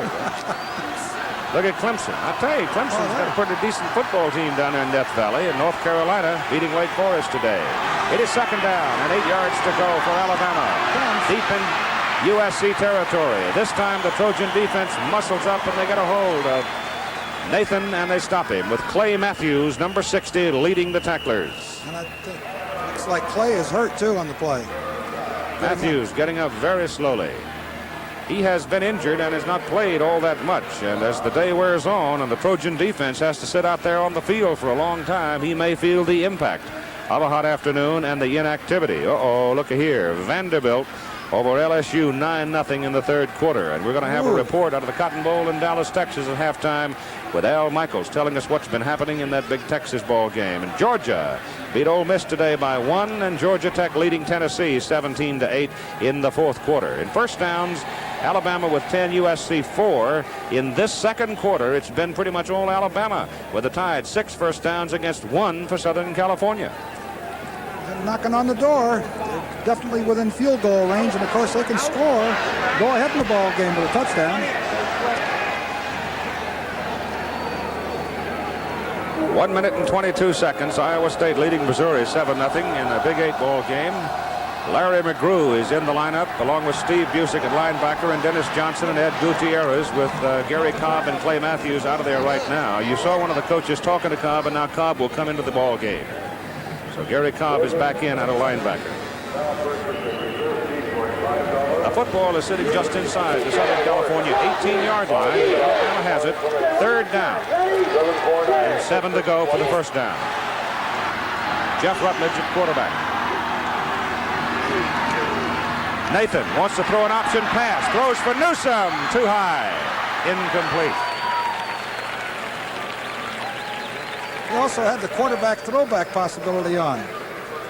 Trying to get outside the corner there after he'd pitched the ball off, but he was covered. And that brings up a fourth down and the obvious possibility of a field goal effort by Alabama. That would mean Roger Chapman would be kicking out of Kevin Jones' hole. Well, he's 7 for 11 in the field goals, both lucky numbers.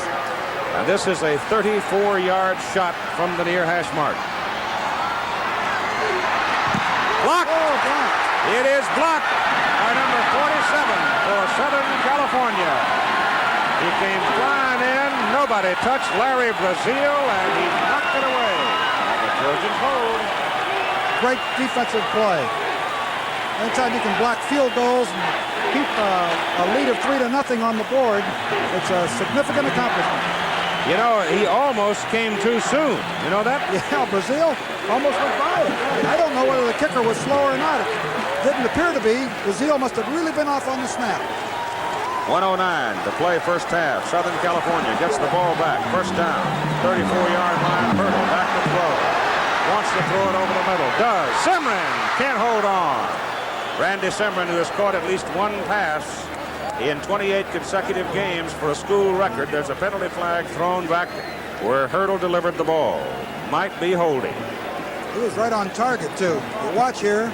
Simran comes down, breaks into the inside. Watch the ball come right on target. A little low, but normally Simran's going to grab those kind. Almost gets it on the second try. And as you see there, it falls incomplete. Holding against Southern California. That backs them up. With 1 minute and 2 seconds to play in the first half. Hamilton off the field for the moment for Alabama. He's played a lot of defensive end so far in this ball game, and he's out getting a breather. There's your definition of the penalty by the referee, Paul Kamansky. Southern California now is backed up into, let's see, the 13-yard line. So SC now way back upfield. They've got to go to the 43, just beyond it, for a first down. They send Mosi Tutupu, the fullback, up to the 15-yard line, and that's all he can get. A pickup on the play of 2 yards. The Fireman's Fund report today will be a report out of the Cotton Bowl in Dallas, Texas, on the Sooners and the Longhorns. You see how much time remains here in the Coliseum, and the clock is running with 40 to go. And SC leading Alabama 3-0. Not quite the kind of a ball game we expected. Thought there might be more scoring in it.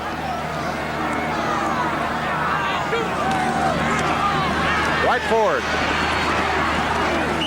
Ford, who broke a 70-yarder for a touchdown, tries to wiggle in there for the sidelines, and Alabama sealed him away from it and brought him down just beyond the 20. Well, I think the Trojans are going to be happy to just conclude this first half with a 3-0 lead, rather than put the ball up in the air and have an interception or any kind of a turnover that would create an opportunity for Alabama to kick a field goal. So I would think that they would run the clock out.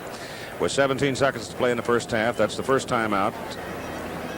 Well, it's the second time out in Southern California. So they've got one left, and I guess Alabama would have one left.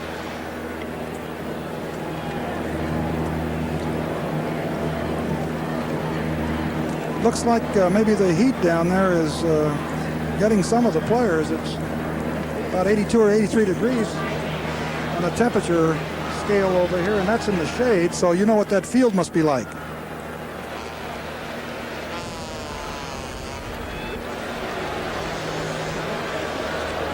"17 seconds left to play in the first half.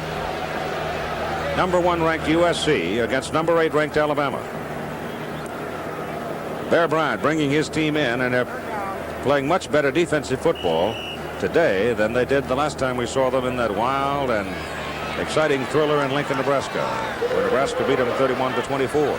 Third down and a quarter of a mile for USC. Third down and 20. Here goes Dwight Ford, the tailback. And he's up across the 30 to the 32, and probably here Alabama will spend its final timeout. Well, I would think that Alabama is just going to go ahead and use that timeout for a possible punt return. 10 seconds remaining.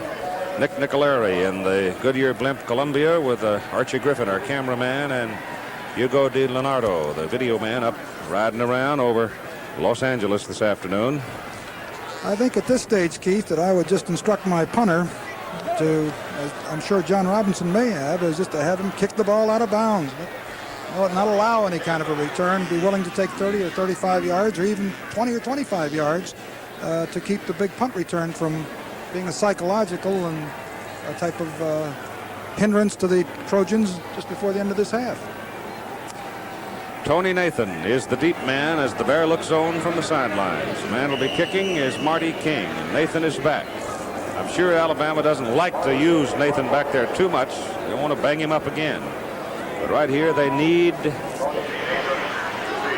running back and his ability in the open field. They peel back to block. King hangs a beauty. Nathan has to chase it to the sidelines, and it bounces back on the field of play, and USC is right there to get him inside the 20-yard line. A 45-yard punt by Marty King, and Clay Matthews was downfield to put the hit on him. And so all of that fiddling around, trying to get this and that organized and so forth, the bounce of the ball denies it. That's right. Bounced back into the field of play. He made a good kick. He put it right on the sideline. It looked like it was going to go out of bounds, but it took a croom back to the inside here. Put it down at right near the 17 for Alabama with 1 tick remaining on the first half clock. I would think they'll just snap it, run it out, and they do. And so in the first half of football, that is surprising. The Southern California Trojans lead it by a score of 3-0 on a 32-yard field goal, and that was it. And now let's go down to the field for Bill Fleming and John Robinson.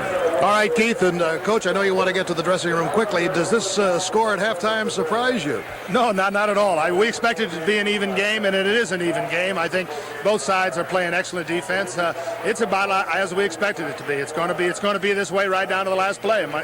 Well, I think Era and Keith both thought that it was going to be really a highly explosive offensive game, and we look up on the scoreboard and it's 3-0.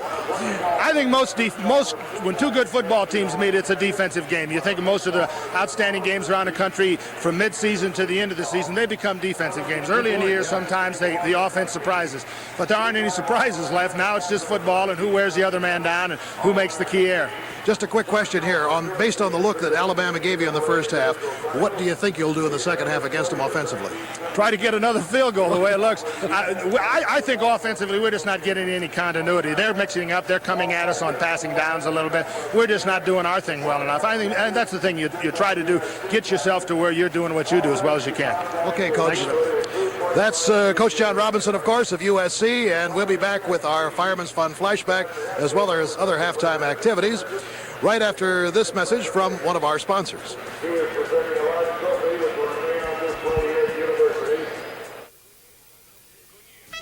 Goodyear announces Tiempo. Now you can eliminate winter tire changeover. Tiempo, a breakthrough in steel belted radials that took on the rugged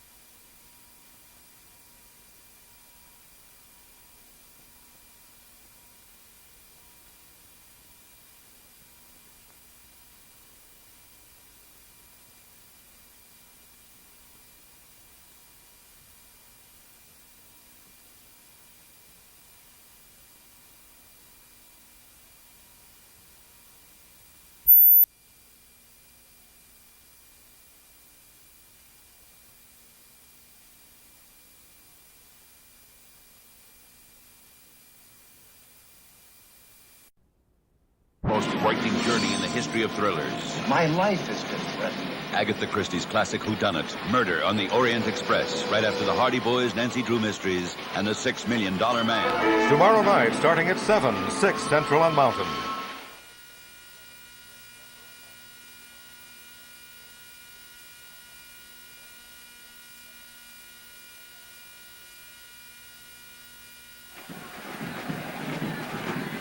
Well, good. No, I'm glad. I just didn't get a count, and I thought maybe I screwed you. Well, okay, good.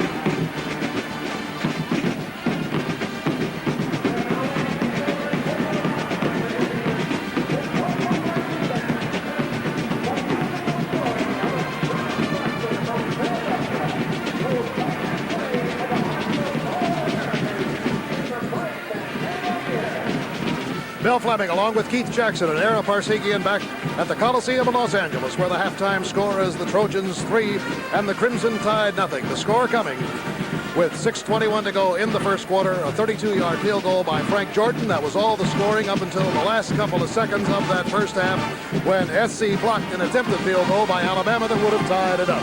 Right now, the Spirit of Troy, the Trojan Marching Band on the field.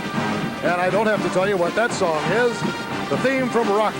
That's the halftime theme here today by this 250-piece marching band, the largest band in the school history. Dr. Arthur Partner is the director of the band. The drum major is Rodney Davis. And our featured twirlers today will be Becky Armstrong and Mr. Terry Dunn. So, Rocky and the Trojan Marching Band.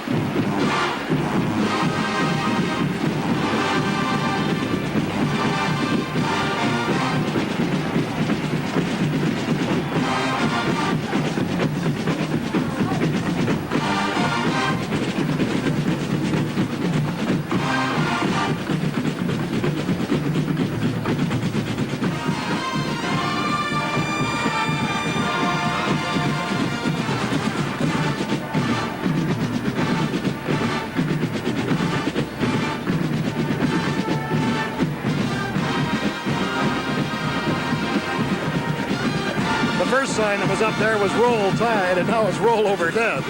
Obviously, the SC card section teasing the Alabama's and Crimson Tide rooters.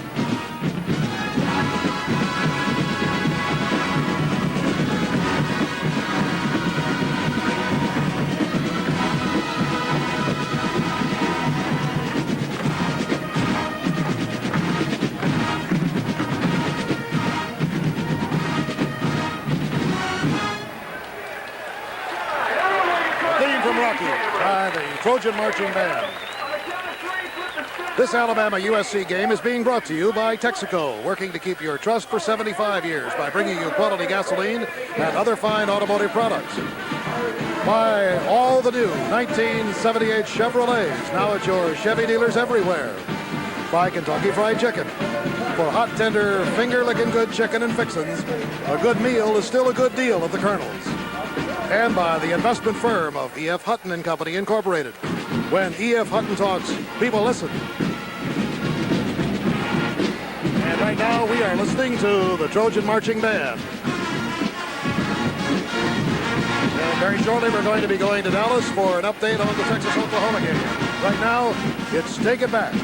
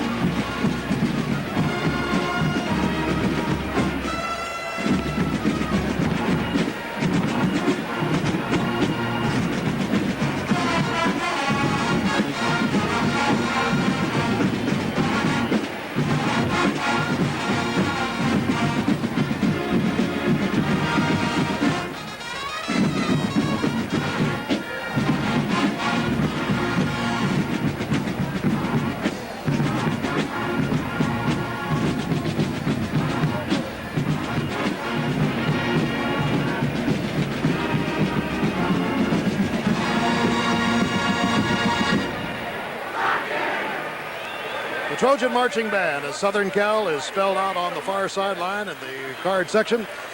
Right now we're going to be going to the Cotton Bowl in Dallas, Texas for an update on that Texas-Oklahoma game.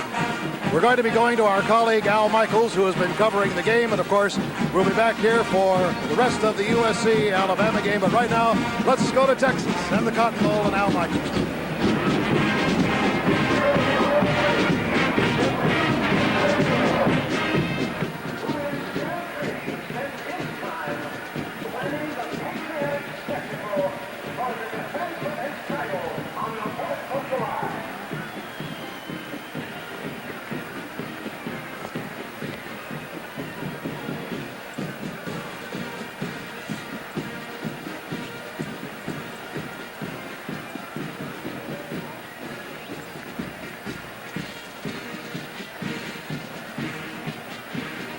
Yeah.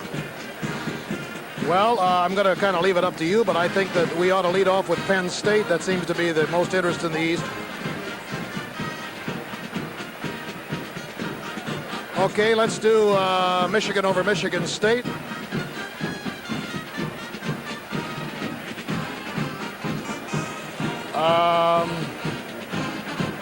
I think that maybe that Nebraska-Kansas State score, is it still 17-9?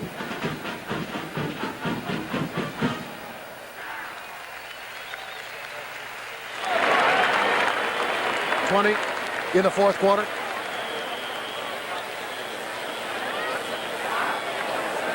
Penn State was 16-9, wasn't that the final?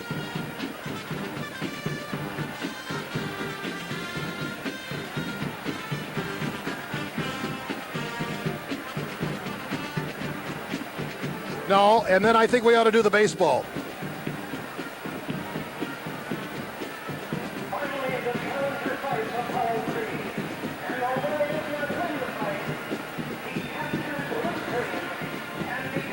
Okay.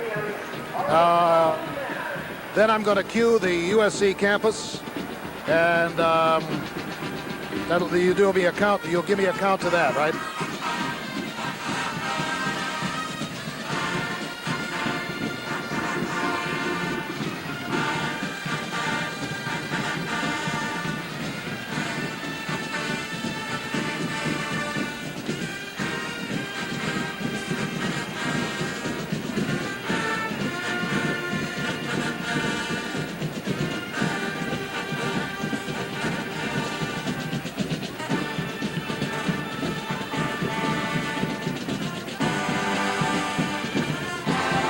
Terry, was it here that you wanted me to mention that on the scoreboard show that Al Michaels will have a further update on the Texas-Oklahoma game?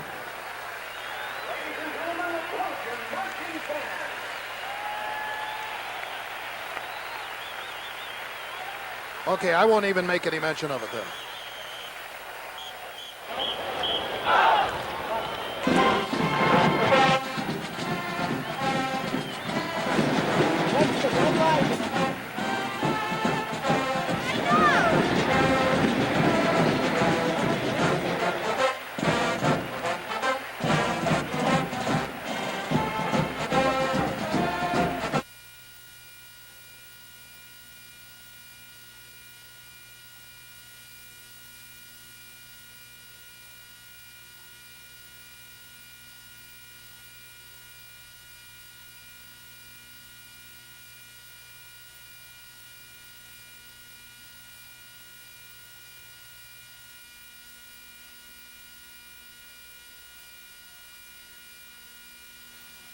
You know, for years we burned in this symbol, the fire hat of Fireman's Fund. But here's an even more important symbol to burn in. It belongs to the people who sell our insurance, the independent agents. Each represents several companies, so they work for you to get the best policy and price.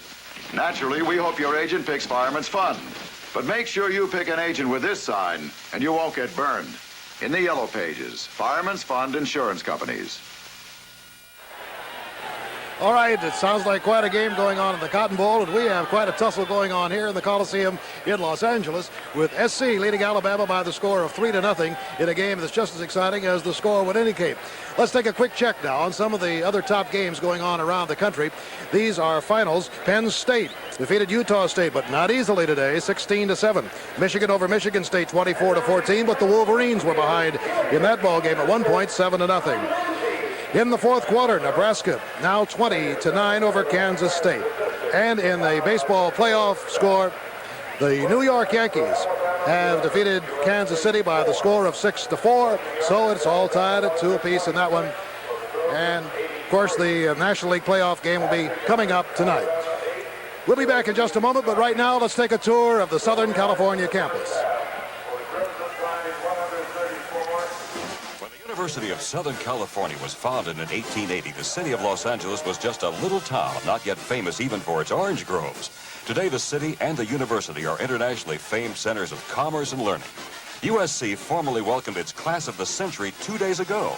These freshman students will be seniors when USC celebrates its 100th birthday 3 years from now, as the oldest major independent coeducational non-sectarian university in the West. So that it can begin its second 100 years as a model of academic excellence, USC has developed a $265 million program called Towards Century 2. This imaginative program concentrates on providing society with outstanding men and women who bring responsible leadership into the professions in all major fields of endeavor. Responsibly independent, funded through private support, the University of Southern California offers many worthwhile opportunities for philanthropy for all who care about private higher education. Many student athletes distinguished in intercollegiate athletic programs sponsored by NCAA members also excelled in Olympic competition. NCAA student athletes earned 1/2 of the United States gold medals in the Montreal Olympics. Southern California swimmer John Neighbor, who won 4 gold medals and 1 silver in Montreal, credits much of his success to intercollegiate athletics. I think the NC2A deserves credit for assisting the United States Olympic effort, and they've given every single university in this country the opportunity to support a number of athletes in this Olympic effort, as well as developing moral character in the people. Not merely athletes, but really a good moral fiber, something that this country can rely on in a couple of years. This kind of support that goes on all the time for minor sports as well cannot go unrewarded, cannot go unthanked. And this is my opportunity on behalf of all the people who were in Montreal, who are participants in NC2A sports. We all thank you, one and all, for your support. The NCAA is proud to salute the many outstanding student athletes who participated in NCAA and Olympic competition.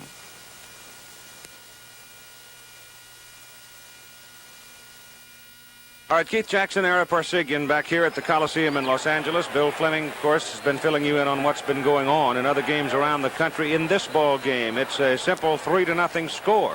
And as John Robinson, the head man of the Trojans, said, from midseason on, there aren't that many surprises, so we don't have all that much scoring going.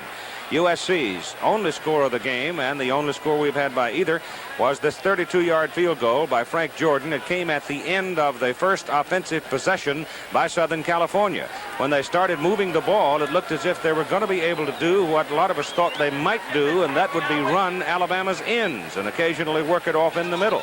But Wayne Hamilton particularly has been outstanding at the defensive end position to the open side of the field, has done a good job, and the secondary has, and the USC passing game is nil. Well, the entire defense of Alabama, the game plan that Bear Bryant has put together, both offensively and defensively, are really significant here in this first half. Aside from that first drive that was almost 40 yards the Trojans had down for the field goal, they've only made 43 yards in the rest of the entire first half.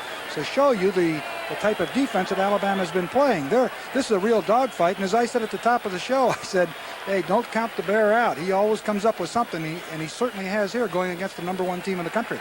He's gone for a couple of gadget plays so far in the game, but I suspect he's got some more. I'll guarantee he has more. He probably has enjoyed the success of the outside option from the full house wishbone, which has been a surprise. We didn't think at the beginning that they'd be able to run to the outside against this fast Trojan ball club, but they have executed.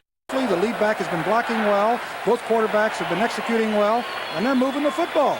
All right, let's talk a little bit about the Southern California passing game now, which has been almost totally non-productive in the first half, and particularly in that Simran has had the ball in his hands, I guess, really only one time with a decent chance to catch it.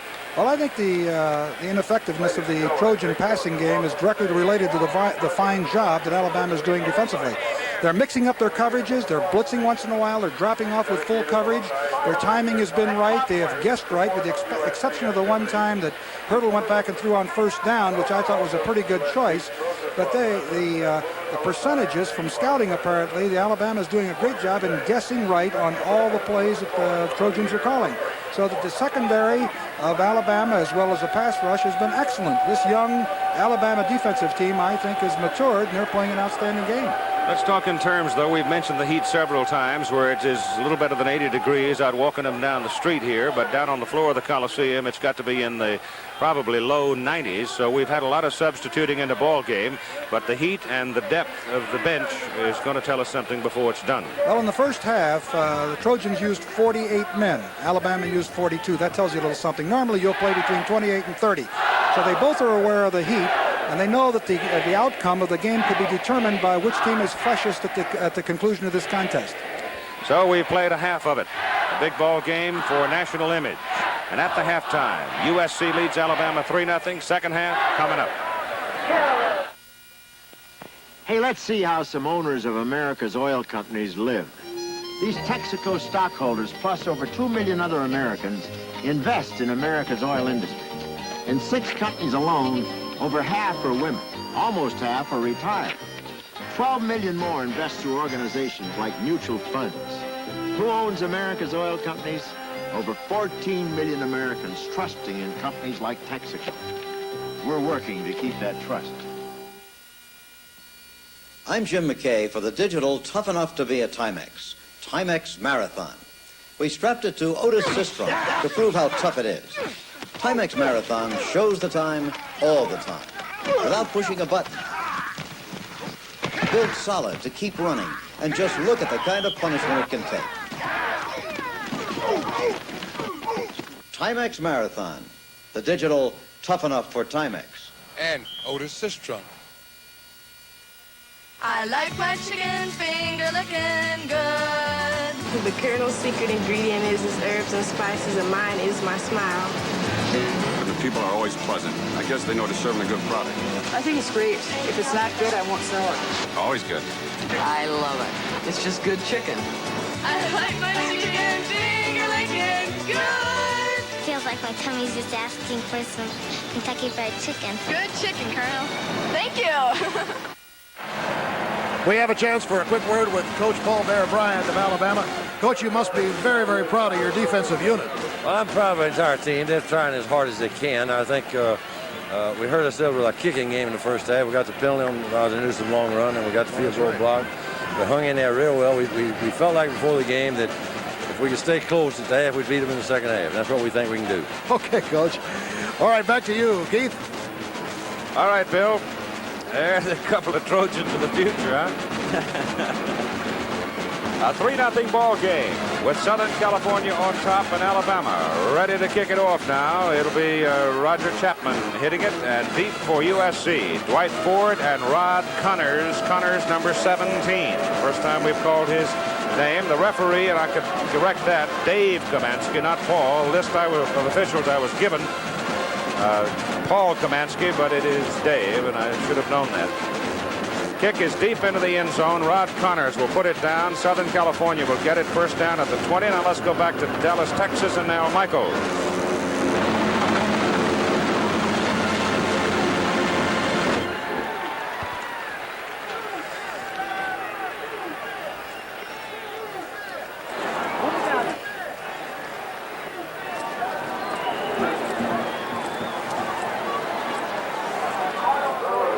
All right, Al, thank you very much. Southern California comes up to the line of scrimmage, first down at the 20 with Hurdle, Tutupu, and White lined up behind him. They send Cal Sweeney in motion. And Hurdle turns and gives to Charles White, the tailback, and Alabama nails him after 2-yard pickup with Rich Wingo, number 36, leading the tacklers.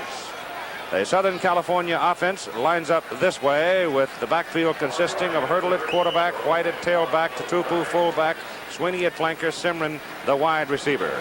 Up front, it's Munoz, Howell, Bethel, Buddy, Schumacher, and Gay. It is second down. 8 yards to go from just outside the 22 of Southern California.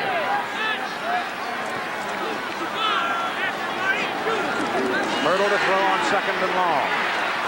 Looking and throws short. Pass is tapped in the air and caught by William Gay, the tight end. He's a 6'6", 225-pounder, and a penalty flag thrown in the stack.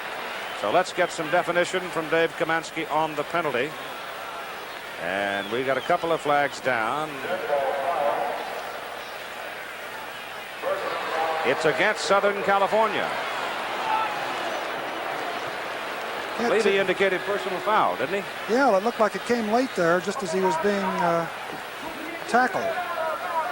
Interestingly, the William Gay, who was the tight end, of course, has only caught 5 passes in the first 4 football games, and he's primarily a blocker and a decoy. But what Alabama is doing is that they're making the Trojans play left-handed in a sense, taking away Charles White, taking away Simran.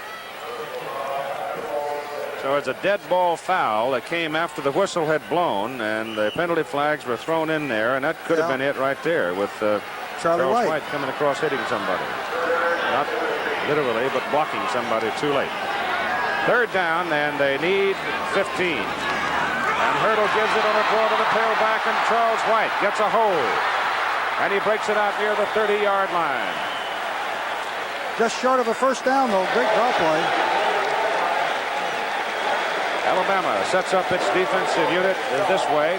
Along the front, it's Wayne Hamilton. We've talked a lot about him. Marty Lyons, Terry Jones, the middle guard, number 59. David Hanna, the last of the Hanna boys, and Danny Collins, number 95. The linebackers are Barry Krause, 77. Rich Wingo, 36. Show you the secondary in a minute. It's now going to be 4th down and a yard, and Southern California will punt. Southern California not going to gamble that deep in its own territory, leading by only 3 points. Marty King will kick it to Ozzie Newsom. Alabama should get good field position, but this young fellow, Mr. King, it's a high snap. He's done well. This time it's a line drive knuckler, and Newsom's got some room and got some help. 44-yard punt, and Ozzie Newsom brings Alabama back to its 49-yard line, first down. Now Southern California's defensive unit will come on the field like this. Walt Underwood, number 95, Rich Demler, 92, the nose guard, Myron Lapka, the tackle, the linebackers, Matthews, Johnson, Cobb, and Ed Gutierrez. First down, Alabama at their own 49. Jeff Rutledge opens at quarterback, keeps it. And Jeff gets it down to the Southern California 42-yard line. That's a gain of about 9 yards. The secondary for Southern California lines up and looks like this, with Ricky Odom playing at a cornerback, number 33. Carter Hartwig had a fine first half at the other corner. So did Dennis Thurman, the free safety, and Willie Crawford, number 30, the roverback. So here sits Alabama on 2nd down and 1 at the USC 42. Just starting the 3rd quarter of play.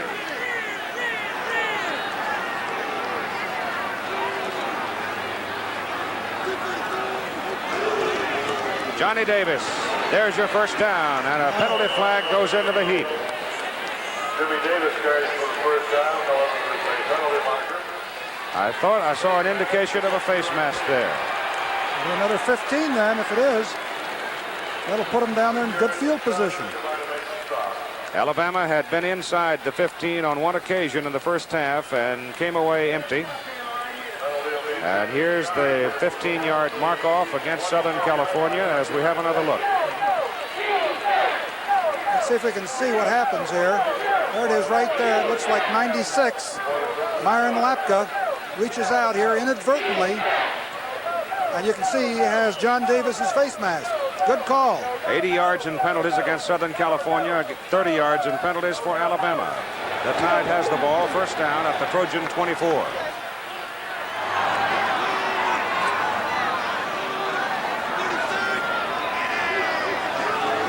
Long count, probably an audible. Davis is open. He's at the 15. He falls down. Almost got completely over the man, and he had nothing but green grass in the corner in front of him. He came out clean. Alabama setting up for this drive offensively this way with Jeff Rutledge at quarterback. Tony Nathan, Donnie Faust, and Johnny Davis in the wishbone, and Ozzie Newsome, the wide receiver. The Tide with a first down just inside the Southern California 12-yard line. The big guys up front, Sadler, Green, Stevenson, Carter, Bunch, and Neal. First down just inside the 12 of USC. Alabama on the march, starting the second half. Jeff Rutledge says to Dave Kamansky, "My troops can't hear me." Now that's the noise I'm familiar with. That's the one I was talking about in the pregame show. It can be noisy here. What they have done in this Coliseum of some 100,000 seats is they have moved the field down into the closed-in, away from the peristyle, and put stands across what used to be the neighborhood of the 25, 35-yard line. And so they've really made it a smaller stadium of 71,500 capacity. And Rutledge is not going to have any part of it. And he's going right now into the closed end of the stadium, which is well populated with highly enthusiastic USC partisans. Not only that, but the distance from the goal line or the end zone line to the fans is a relatively short span. And of course, all the noise is amplified as a result of that. They're not sitting clear back. They're up close to the field. The officials will not force Alabama to go until they have a reasonable chance of getting the play off. The crowd starts to roar again now, and probably John Ramsey, the PA announcer, will be asked to inform the crowd to cooperate with us, please.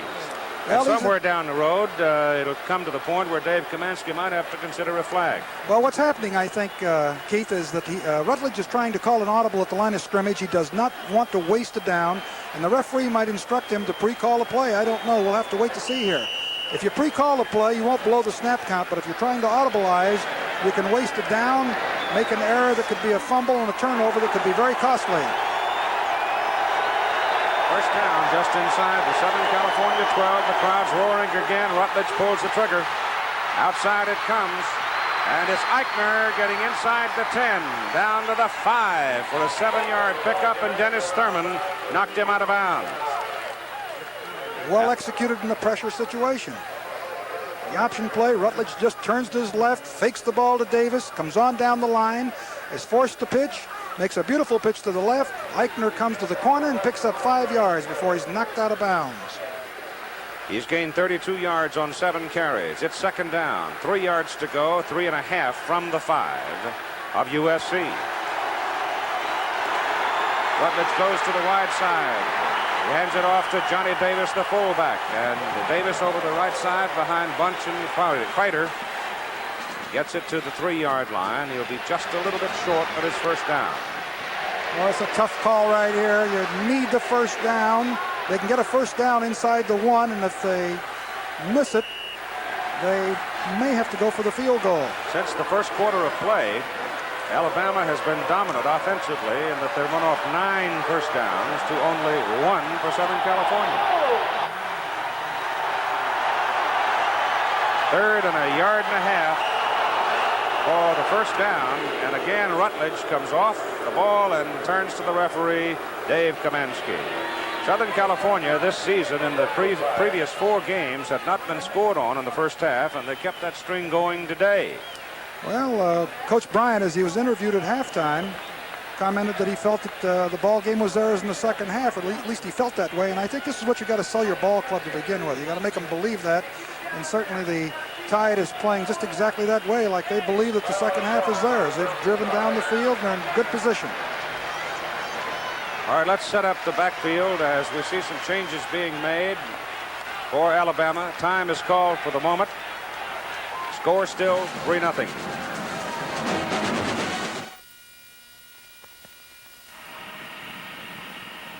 Now that looks like a very interesting situation. My broker's really enthusiastic about it. What does your broker say? Well, my broker is E.F. Hutton, and E.F. Hutton says...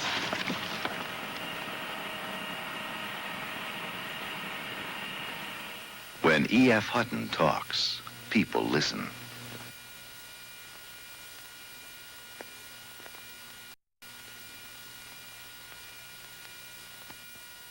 Hey, Schlitz wants you to have a ball. Pass the word, pass the word. Hey, now's the time to pick up plenty of Schlitz. Pass the word, pass the word, pass the word. Because the Schlitz football offer is here. Look for this display at participating stores and save up to $5 on an official Wilson football. Come on. Pick up Schlitz and have a ball. Pass the word, pass the word, pass the Schlitz. Beginning this Tuesday night at 8 Eastern Time, all the color and excitement of the 1977 World Series on ABC.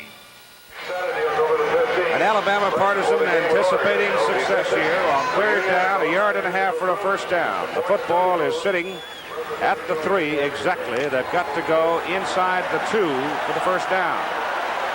3rd down with 2 fullbacks, and they break the bone and line up strong right and give it to the second man. And the dive for the first down.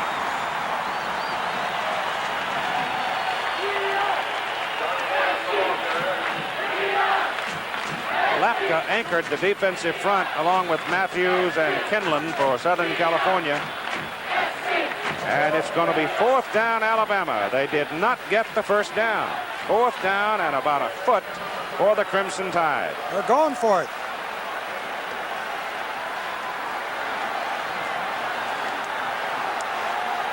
Johnny Davis at fullback. In this instance, Davis is the deep back out of the eye. It is Davis. It is touchdown, Alabama.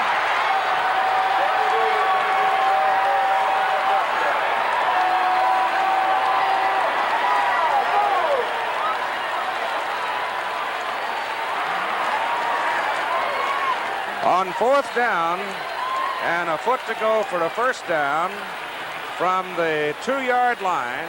Johnny Davis bangs it in behind Bob Kreider, Rick Neal, and Jim Bunch. And they blew him out of there on it, too. There was no question about him getting into the end zone. Here's the extra point try. Chapman's kick. It is good.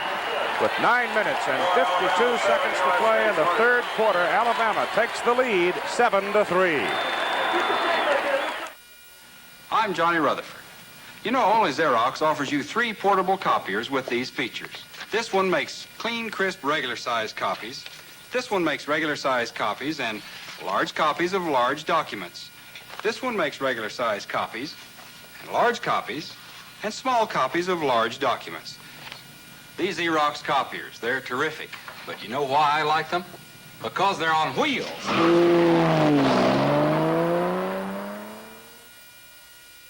Hey, I know I need life insurance, but I don't want to be cornered by a salesman. You won't feel cornered at Allstate because there's a difference in the Allstate approach to life insurance. When you come to us, you're in control. If you don't like what you hear, you can walk away. Honey, Sean is missing. Sean? Sean? Sean? Sean? Your beneficiary? Oh, thanks a lot. When it takes being different to be better, we'll do it. That's a promise. I am good hands with Allstate. An executive talks about college. The people who have gone to college tend to be better in-depth thinkers. It's worth it. Dwight Ford and Rod Connors are deep as Alabama goes 51 yards to take a 7-3 lead. And now ready to kick it off for Alabama is Roger Chapman. He hits it, and he kicks it deep. There'll be no return. He kicks it beyond the playing field. USC will have it first down at the 20, trailing 7-3. Here's Bill. All right, and now the nation's premier kicker of field goals, Russell Erxleben, has just boomed one 57 yards for Texas, and Texas is leading Oklahoma 13-6. Incidentally, because of contractual agreements with the NCAA, we're not able to return to the Texas-Oklahoma game during this USC-Alabama contest. However, on our post-game scoreboard show, we will have the complete highlights and the update on that game. Okay, Keith. Erxleben, 64 and 57. Wow. Charles White has it for Southern California. And he takes a hard hit from Rich Wingo, who has played a lot of football defensively for Alabama today. It was a good open field tackle. White had a little leverage in the left corner there, and Wingo came across and made a good hit on him. The football is sitting out near the 23-yard line, where it'll be second down. Let's call it 8 yards to go for Southern California. At the end of the game, the Chevrolet offensive and defensive players of the game, with the respective schools getting a $1,000 scholarship from Chevrolet for their respective universities. Here comes Dwight Ford.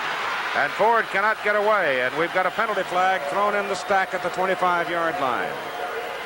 So let's find out what that's about. Alabama applauding it. Might be a holding call coming here against Southern California. This is the third play. Let's watch Wayne Hamilton, number 94, on this play. He's playing as a linebacker here. He wipes off right to the flow, pinches White back to the inside. He has no chance to get to the outside, and you can see that there was an additional penalty on the play. We're trying to figure out what it is right now. I'll tell you this, if you were suspect of Alabama's play at defensive end, I think that has been washed away today. I'll guarantee you they're playing a super ball game. Ellen, this is the third penalty against the Trojans. This is only into not even 6 minutes into the third period. And there's been two 15-yarders, and there's another half the distance to the goal line penalty, and that's really hurting them. They've commenced finding holding against USC. Alabama with 46 offensive plays in this ball game to 31 for the Trojans. And Rob Hurdle rolls to throw. He throws it back across the field to Randy Simron, and it is incomplete. Covering is Ricky Tucker, a freshman out of Florence, Alabama, and he's mad because he didn't intercept it. He almost did. Let's take a look at it here. Simron comes down, breaks to the inside. Ricky Tucker jumped right on him coming across here. You'll see him coming into the picture here as Simron breaks to the inside sharply. Here comes Tucker, a freshman, number 18, almost picks that ball up. Hit him right in the chest. So it brings up third down and 19 for Southern California from its 11-yard line. Hurdle looking, throws, and Simron's got one. And he's got it out around the 33-yard line for a first down, and there's a penalty flag on the field again, thrown by the head linesman, I believe it was, across the way. Simron making the catch. Let's see if the penalty is going to nullify it. No, it is a defensive interference by Alabama. So Randy Simron now has caught at least one pass in 29 consecutive games at USC. As you see, Simron fakes to the inside, weaves to the outside, and it's a great throw by Hurdle. And a little change of pace there because they've been running Simron to the inside, and he finally broke to the outside, and he got the first down. Big play for him. Now here comes the big interceptor for Alabama onto the field. Dewey Mitchell is out there, number 61. He made a great play in the first half to intercept the Hurdle pass. But the Trojans have it first down at the 33, getting off the hook. 9 minutes to go in the third quarter. Hurdle gives it to the lead man out of the I formation, the fullback to Tupu, and there just isn't anything there. It's Rich Wingo. And Barry Cross, the linebackers, just slammed the door. Scores out of the eastern part of the country. Games that have already been completed. And the Alabama defense continues to star in this football game. Looks like Hurdle's going to have to go to the air if they expect to move the ball with any consistency. They're not able to move the Alabama team defensively from or run against them. Second down, a little less than 10 yards to go for the Trojans. Back goes Hurdle to throw. He throws for Simron. Randy's got it. He's got a first down at the Alabama 43-yard line. Caught it in front of Mike Tucker. You know that this is an explosive Southern California team. They've got a lot of skills. Here's Simron coming down the field, driving up. Now you don't know whether he's going to go in or out because he's done both. He breaks to the inside. Hurdle's got the ball to him. Thrown behind him slightly. Good catch by Simron. Possibility he might have taken it all the way if that ball had been a yard in front of him. That's right, Keith. First down, USC, Alabama 43.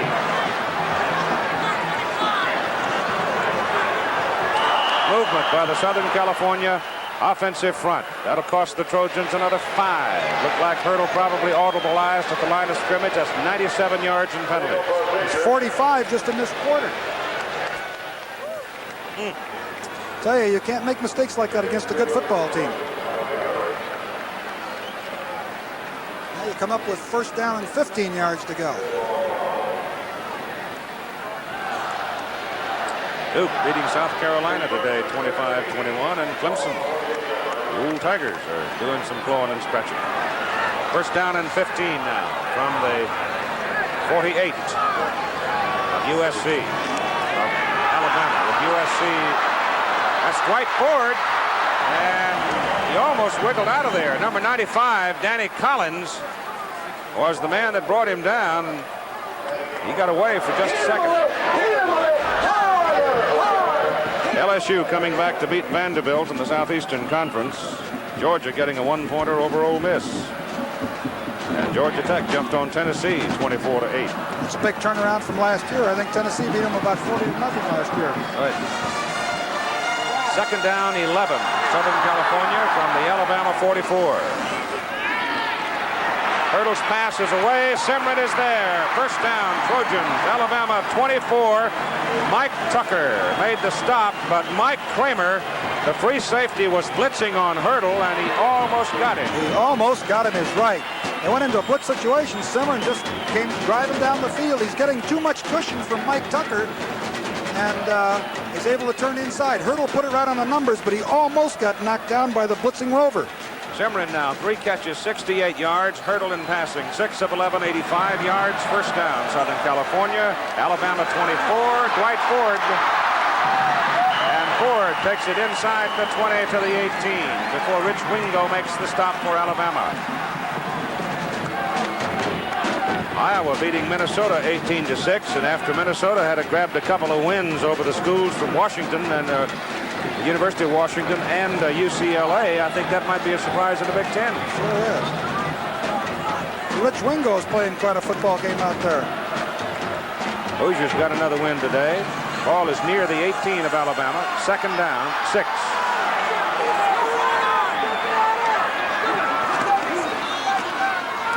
Into the middle goes the fullback to Tupu, and he tumbles ahead to the 15, just inside the 15. They'll need a yard for the first down. Good defensive reactions by Alabama. Iowa State beat Missouri today, 7-0.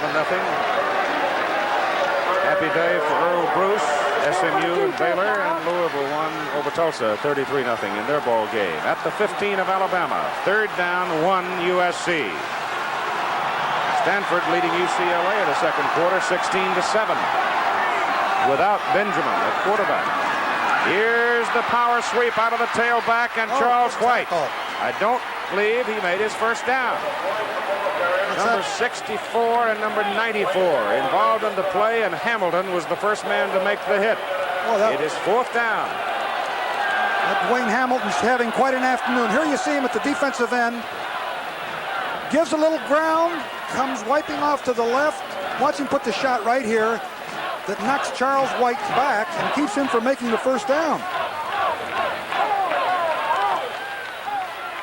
Dwight Ford is now at tailback. Tupu, the fullback. Fourth down and a yard at the Alabama 15. It is Ford. He's got a first down.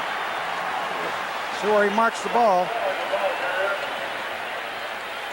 Don McNeil, number 28, who's still sitting down there. He came up out of the secondary to make the hit. They will measure. While they're stretching the chains, let's visit with Bill. All right, Keith, and we have a thriller here, but I'll tell you this, in that Oklahoma-Texas game, Oklahoma failed on the Texas 5-yard line with a 4th and 1. Can you believe that? Oh. So Texas is still on top, 7:24 to go in the ball game, 13-6. Oh, I'll tell you this, there are not going to be any cobwebs left in the Cotton Bowl. Just barely made the first down there too. We got a couple of games going. Just barely inside the 14-yard line, Southern California. First down at the Alabama 14. 4:45 to play third quarter. Alabama leads 7-3. Hurdle to Ford. Howell pulls out number 66 to lead the blocking, but Barry Krause, number 77, comes across to make the play. Might be a face mask on Krause.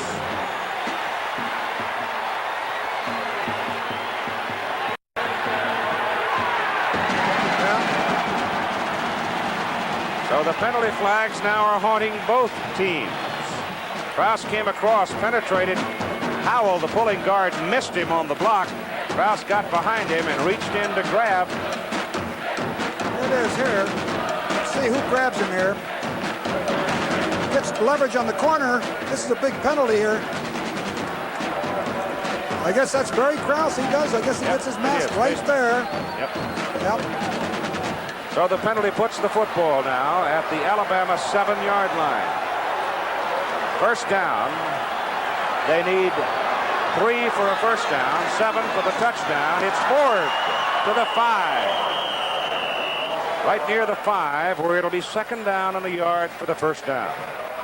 This is really unusual. I don't think I've seen in one quarter 3 face mask penalties in a game that I can recall.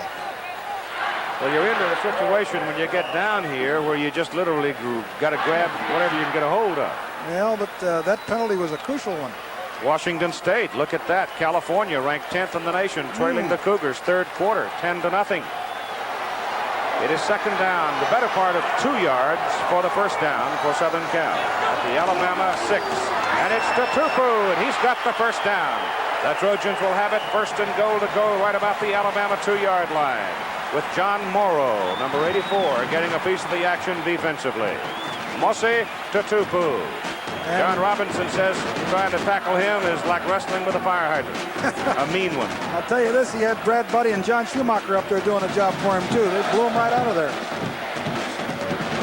Let's call it the 2. First down, goal to go, Southern California at the Alabama 2.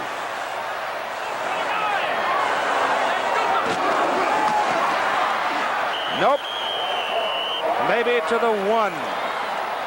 That's all Ford could find. Dwight Ford trying to follow the fullback into the hole assigned to him on that play. Got a yard. Second down, goal to go. Incredibly, Oklahoma failed 4th and 1 at the Texas 5 in the Cotton Bowl. As Texas leads it 13-6.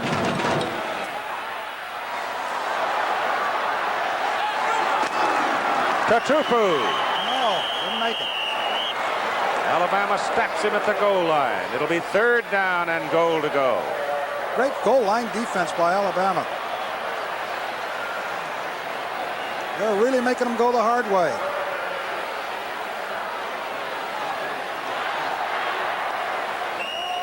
Ball is no more than a foot away, as you can see. Trojans have had trouble scoring inside that 10-yard line, and they're repeating that performance here on this drive. Third and goal, a foot away. Ford. No, sir! Sensational play by Mike Tucker, coming out of the halfback position defensively. What a play. Super defensive play. Tucker, 21. Watch him. It comes right straight up the field. There's nobody to block him, and Ford is knocked down for a loss on the play, and a great goal line defense by the Crimson Tide. Back at the 6-yard line. at the 6. They'll go for 3. Frank Jordan, 23-yard field goal try. It's up. It's good. And Southern California settles for a field goal on a magnificent goal line defense by Alabama.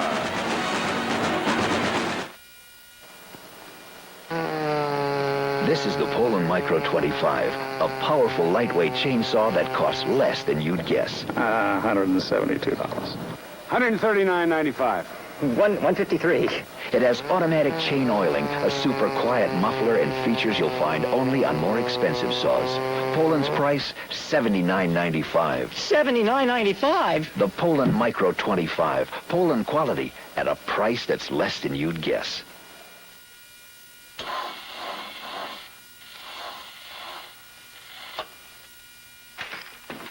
Son, could I use your car tonight? Sure. Don't forget to put some gas in it. Every family should have at least one diehard. The maintenance-free diehard has extra power to start your car when most batteries won't. Sold only at Sears. Alabama continues to lead, but now by 1, 7-6.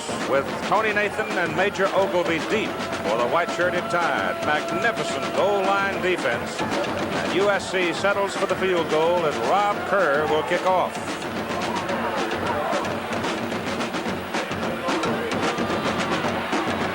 Nathan to the 28-yard line. So a good hard-headed return by Tony Nathan as he shook off 2 tackles to get it out in decent field position. Here's Bill Fleming. All right, the nation's leading collegiate passer, Gifford Nielsen, has just passed for his 14th touchdown pass of the season. 18 yards to Roger Gorley, and BYU leading Oregon State 7-0 in the second quarter. Washington State's Jackie Thompson getting off to a good start. 10-0 over California. That's somewhat of a surprise.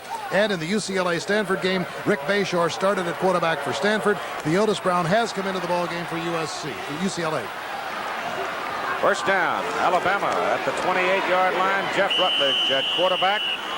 Johnny Davis in at fullback, and Johnny hits it straight ahead to about the 31 for 3 yards. I'm going to be hard-pressed, Era, to find the individual defensively to give the defensive award to. The way Alabama's playing ball, that whole crowd deserves it, don't they? Give them all. I tell you, they've played a super defensive football game. Second down and 7 at the 31 for the Tide.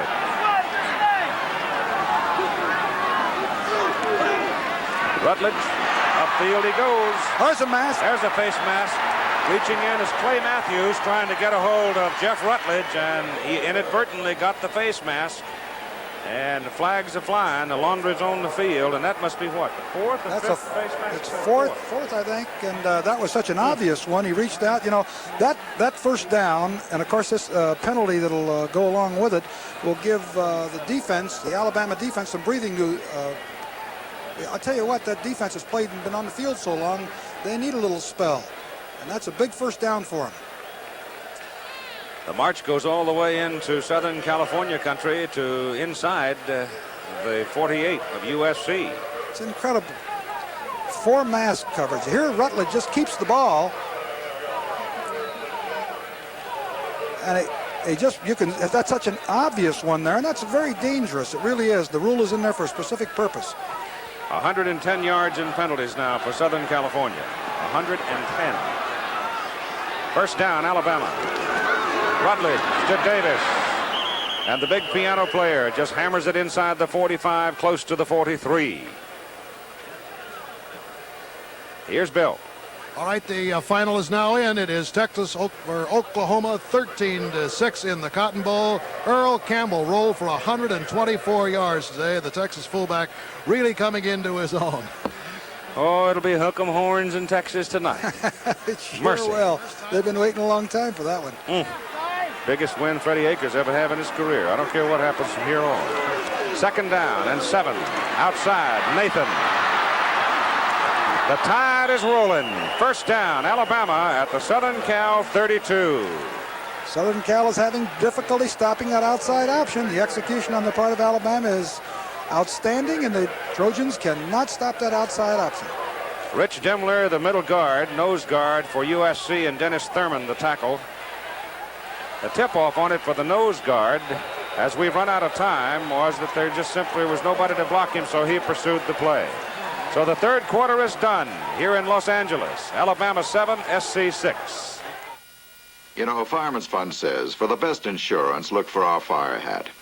But there's another symbol just as important. It belongs to the man who sells our insurance, the independent agent. Because he represents not just us, but many fine companies, to get you the very best deal around. So even if you forget our symbol, remember this one of the man who serves you first, your independent agent. He's got the one symbol it pays you to know.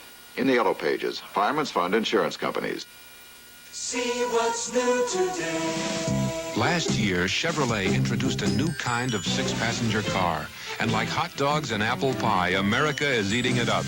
Now in its second year, the new Chevrolet Caprice continues to give you More headroom. More rear seat leg room.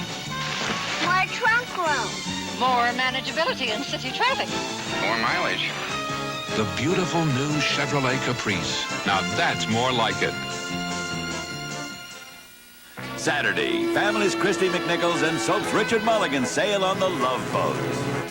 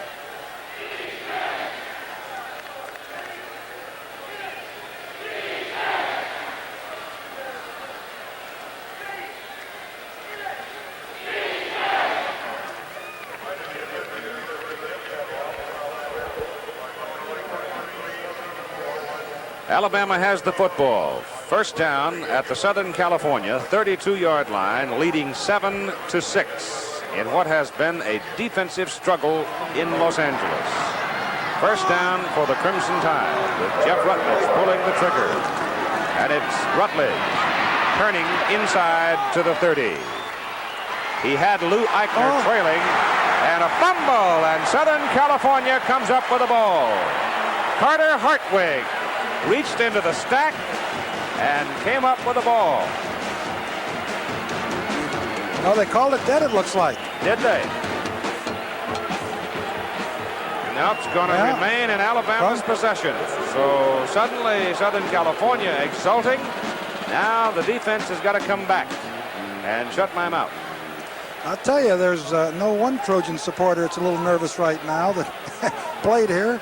John the Duker Wayne, I'll guarantee you this, he's a little nervous. Alabama keeps the ball. The whistle had stopped the play before the ball squirted loose. Progress of the ball had been stopped at the 30. And so it is second down 8. Alabama at the USC 30, and that gets a reaction from the home crowd. Rutledge. And it is Ogilvie. And Ogilvie takes it down. The ball came loose again, I do believe. There's a penalty flag as well. There's a flag.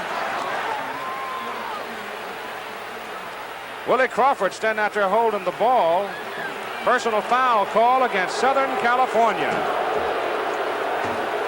Alabama keeps the ball, and the Trojans are going to get tabbed with another penalty.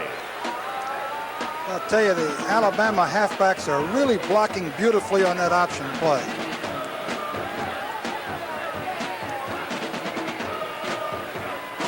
Here's Underwood, number 95, the defensive tackle. Watch the blocking that he receives. The offensive line really fires out. That's Jim Bunch, number 63. Looks like he might have had a little hand out there. Looks like somebody's putting a little lock on his ankle there if you watch it. Looks like the umpire didn't see that one. No wonder he goes down.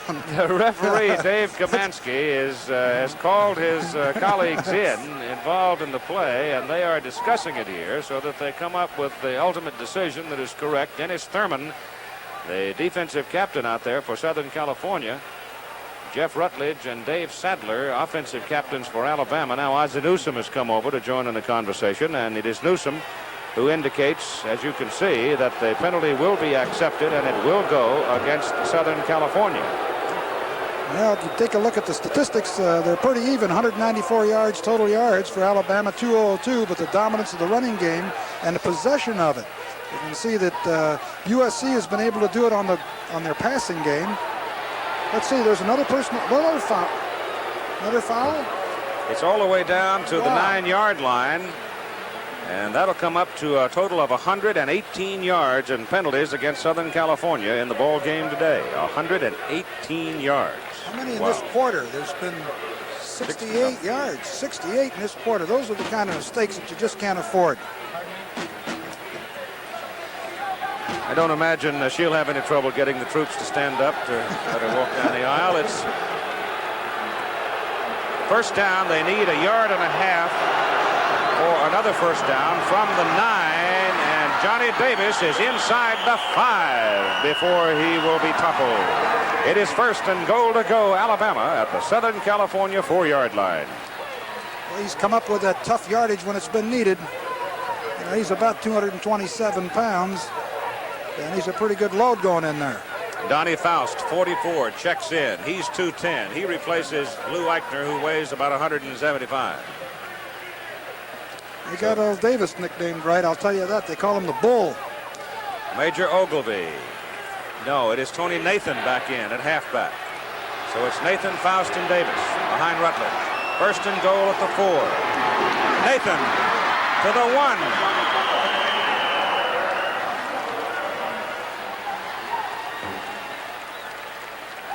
Matthews, Gutierrez, Crawford stacking it for Southern California. It is second and goal to go from the 1, and this is why. Nathan trying to get up over the top of the stack. Gets good blocking up front. They drive the Trojans back off the line, and Nathan really puts a move on. And almost a face mask there again by Dennis Johnson. Reached in there and grabbed Nathan's mask, but let go of it in time before there was a call. Alabama leading 7-6. The ball is exactly on the 1-yard line. The Tide having dominated the second and third quarters of the ball game, and we're now in the fourth with 13:48 to play in the game, and time is out. Let yourself go to Pizza Hut. Let yourself go to Pizza Hut. When your usual lunch is nothing but a bore. When let's have a pizza sounds too good to ignore. When you're tasting that cheese and you're hearing that crunch. When you want to let loose, you'll love us for lunch. Let yourself go to Pizza Hut. Let yourself go to Pizza Hut. Hey, boss! The Texaco guy's at it again! What? Now what? It's an antifreeze wiper refill special. 1 gallon of Texaco antifreeze coolant plus 2 wiper blade refills. Only incredible. A pair of refills alone can cost up to $5. Yeah. How can he do it? Because I'm a good guy. Texaco antifreeze and wiper refills at a special low price. At your participating Texaco Good Guys. Beginning this Tuesday night at 8 Eastern Time, all the color and excitement of the 1977 World Series on ABC. Here we go, second down and goal for Alabama at the Southern California 1-yard line. Only 13:48 to play in the game. And Alabama leading 7-6. A touchdown and an extra point makes it 14-6 here, and makes it a tough 13 minutes for Southern California, the nation's top-ranked team. It is Nathan. He's got a touchdown for Alabama.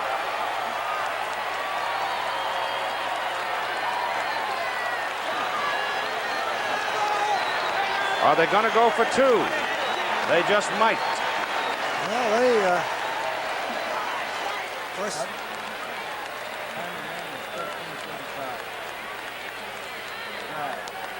He went out over the right side where, I'll tell you, one of the things in this ball game that has been a little bit surprising to me, and Jim Bunch, number 63, has flat whipped Walt Underwood so far up front today, and it was right there that Nathan went. That right side is blocked very well. Kreider and Bunch. USC is charged with a team timeout with 13:45 to go in this ball game, and Alabama waiting for the extra point try. Bill Fleming now. I've got Al Michaels on the other end of the line, Keith. Al, the ball game has just ended there, and I imagine things are delirious as far as the Longhorn fans are concerned. Well, people believe in Texas right now, Bill, because they've beat anybody coming into today's game, really. Everybody said the schedule was pretty soft, but they beat Oklahoma today, and they not only beat Oklahoma, they did it after losing their first and second string quarterbacks in the first quarter. Right, we understand that Randy McEachin had to come in. He came in, he did a fine job. The big man also for Texas had to be Russell Erxleben, who kicked field goals of 64 and 58 yards today, and had punts of 68 and 70 yards today. We'll have highlights of the game on our Prudential College scoreboard, Bill. All right, very, very good, and I imagine McEachin then is the star after Al mentioned that the first two quarterbacks of Texas were injured. McEachin came in a non-letter winner and carried him to victory. Okay, thanks, Al. We'll be waiting for your report on the post-game show. Now the decision has been made. Alabama will kick for the extra point. Roger Chapman. Looks good. It is good. With 13 minutes and 45 seconds to play in the game, Alabama builds its lead to 14-6 in what could be a major upset. Goodyear announces Tiempo. Now you can eliminate winter tire changeover. Tiempo, a steel-belted radial for all weather conditions. You can drive a Goodyear Tiempo through an Arizona summer, through a winter in Wisconsin, and a springtime rain in Georgia, an autumn in Vermont. You can drive a Goodyear Tiempo whenever, wherever you want. Tiempo with a protective sidewall scuff bar from $39. Keep it on season after season. Want to cut your fuel bills? Whether your house is new or old, put insulation everywhere. It can save you money. Your attic, you need a 6 to 12-inch blanket of pink Owens Corning fiberglass. Walls, full insulation. Unheated crawl space, insulate below the floor. Live where it's cold, insulate basement walls. See your Owens Corning fiberglass supplier to learn all about insulation. Insulation is cheaper than oil. Pacific 8 Conference schools collected 5 NCAA championships last year, including 2 titles claimed by USC. The Trojans captured their 4th consecutive national swimming title and then snatched the NCAA volleyball championship from crosstown rival UCLA. There are the startling facts of the matter. Alabama 14-6 over Southern California with 13:45 to go. The kickoff, it goes to Dwight Ford, steps back a yard in the end zone, and here he comes. And he gets it to the 20. So next Saturday, we can now tell you that the Texas Longhorns, who came up with that 13-6 victory over Oklahoma today, will meet the undefeated Razorbacks of Arkansas in Fayetteville. Check your local listings for the game time. Both of them undefeated. It's reminiscent of the old shootout game back in 1969. Well, I imagine the redhead Frank Boyles is going to have a busy week, huh? You bet you will. Southern California in trouble. The nation's top-ranked team trailing by 8 points from the 19-yard line. Mosi Tutupu fights for a yard, no more. Hamilton, 94. Curtis McGriff, 96. The Alabama defense has been the star of this ball game, collectively. Well, the possession time is almost even. First downs, though, the possession of the game, because I think it's about 19-9, I believe, first downs. And therein lies the difference. From the 20, second down and 9 for Southern California.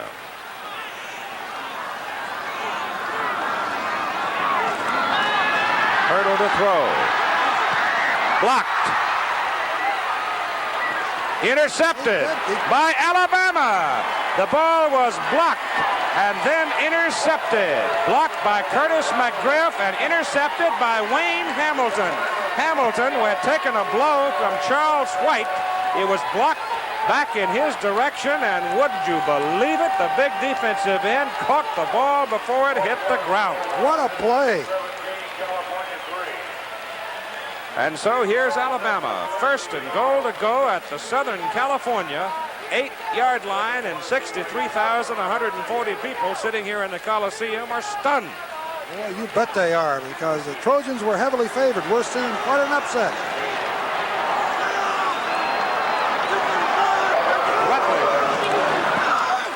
To Nathan, penalty flags are down. The Alabama offensive front might have been a little quick getting off the mark.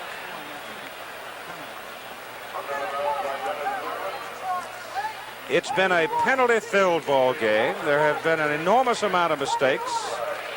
But over all of this shines the Alabama defense that made this position possible. Now let's see what happens. There you see the man on the right side of the Alabama line moving before the ball was snapped. Just beat the count by a fraction of a second. 5-yard penalty, illegal motion. Carter Hartwig, who's played a strong game for USC at cornerback, out. Looked like he hurt his ankle. Larry Brazil is in, and Brazil had a block on a field goal try earlier in the game. So he's back in. Back him up 5. First down and goal to go from the team of USC. Rutledge outside to Nathan. He scores. Super blocking from Lou Eichner and from Ozzie Newsome. And Nathan took it in. Eichner sawed down Dennis Thurman. Nathan made his cut, and he was home. And it's 20-6 Alabama. And they've done it all afternoon. Both halfbacks, 4 halfbacks actually. Rutledge comes down the line, deals the ball off perfectly on the option. You can see Nathan field it, gets a lead block again. Good blocking downfield. Ozzie Newsome throws to ward off a defender. And of course, they're on the scoreboard again. The kick by Chapman. It is good. With 12 minutes and 47 seconds to play in the game, Alabama leads USC 21-6. See what's new today. Introducing the third generation Monte Carlo. The third generation of a highly original yet affordable car that, like its owners, stands apart from the ordinary, apart from the crowd. There is no other car quite like the third generation Monte Carlo. So drive it. And put a little distance between yourself and the crowd.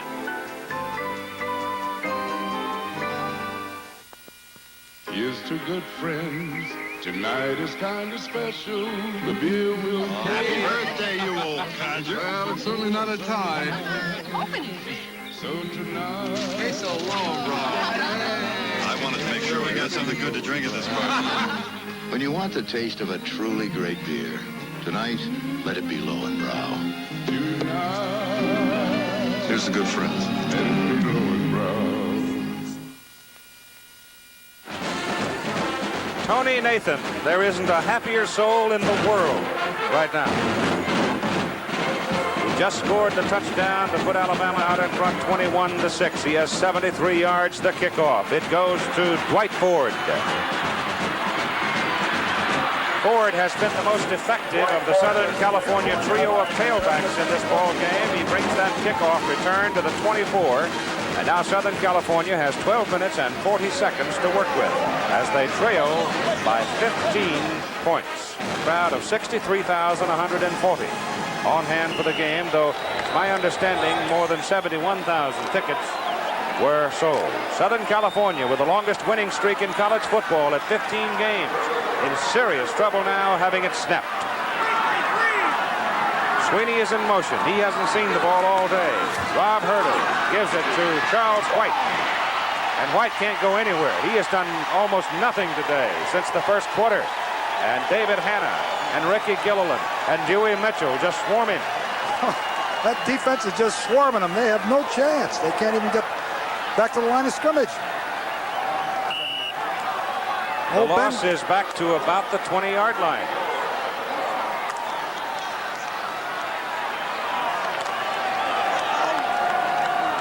It'll be 2nd down and 14. Picture coming from the Goodyear Blimp, Columbia. On 2nd and 14, Hurdle fumble. Trojans recover it. Never came away with it from the snap. I think Rob Hurdle tried to get away too rapidly, and the ball, either that or the ball came a little late because there was no exchange there. And they were fortunate to recover the ball. I want to see how quick they get up this time to let it come back to her seat. Old Ben keeps running, too. It's down to 11 and a half minutes. Of course, there's a lot of time in the game. All right. 3rd down. The ball is back near the 18. 3rd down and about 16 for Southern California. Hurdle back to throw. Protection this time. Over the middle it goes. Simrin can't hang on. Up at the 37. Led him just a fraction too much. And he would have had a 1st down on the play if he'd been able to hang on to the ball. It was a tough catch. It was low, but it was enough for the 1st down after the loss of 5 yards on that first play. Right through his hands as he was trying to dive for it. And it brings up 4th down. Southern California now will have to kick it away. You can see the man best known perhaps as Gomer looking on. Marty King will hit it. Ozzie Newsome will receive it. 11:15 to play in the game. King's kick. Knuckleball. Newsome waves and then lets it go as the ball is kicked away from him. Bounces straight up in the air. The Trojans down it. The ball is dead. Alabama 43-yard line. 1st down tied. 38-yard punt. Here's Bill Fleming. All right, Keith, a couple of updates on our scoreboard right now.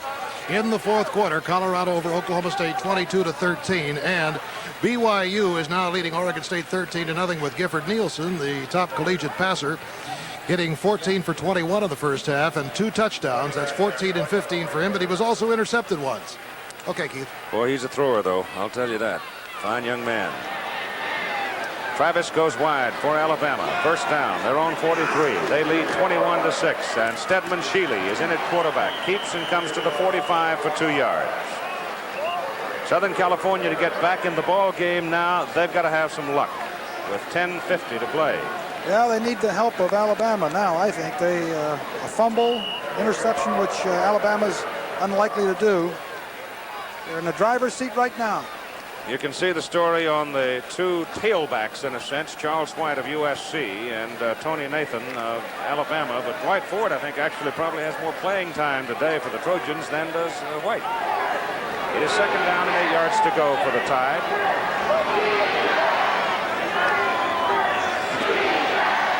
Stedman Shealy pitches it outside to Ferguson. He's stacked up at the line of scrimmage, making the tackle. Gary Cobb, Clay Matthews for Southern California. Well, that's one of the few times they've been able to shut off the option. It's been working all day. Matthews really reacted to it that time, disregarded the fullback fake to the inside, and just went for the pitch man. The coaching staff, Ken Donahue, Paul Crane, Sylvester Kroon, Bill Oliver, Mal Moore, Bobby Marks, Bryant Poole, Dee Powell, Jeff Rousey, Jack Rutledge, and Shorty White, all involved in what's happening here today. Ferguson swinging to the left, gets to the 46. As they brought an Alabama football team in brilliantly prepared to play. Well, you can say that again. They are really prepared for this ball game. Emotionally, strategically, physically.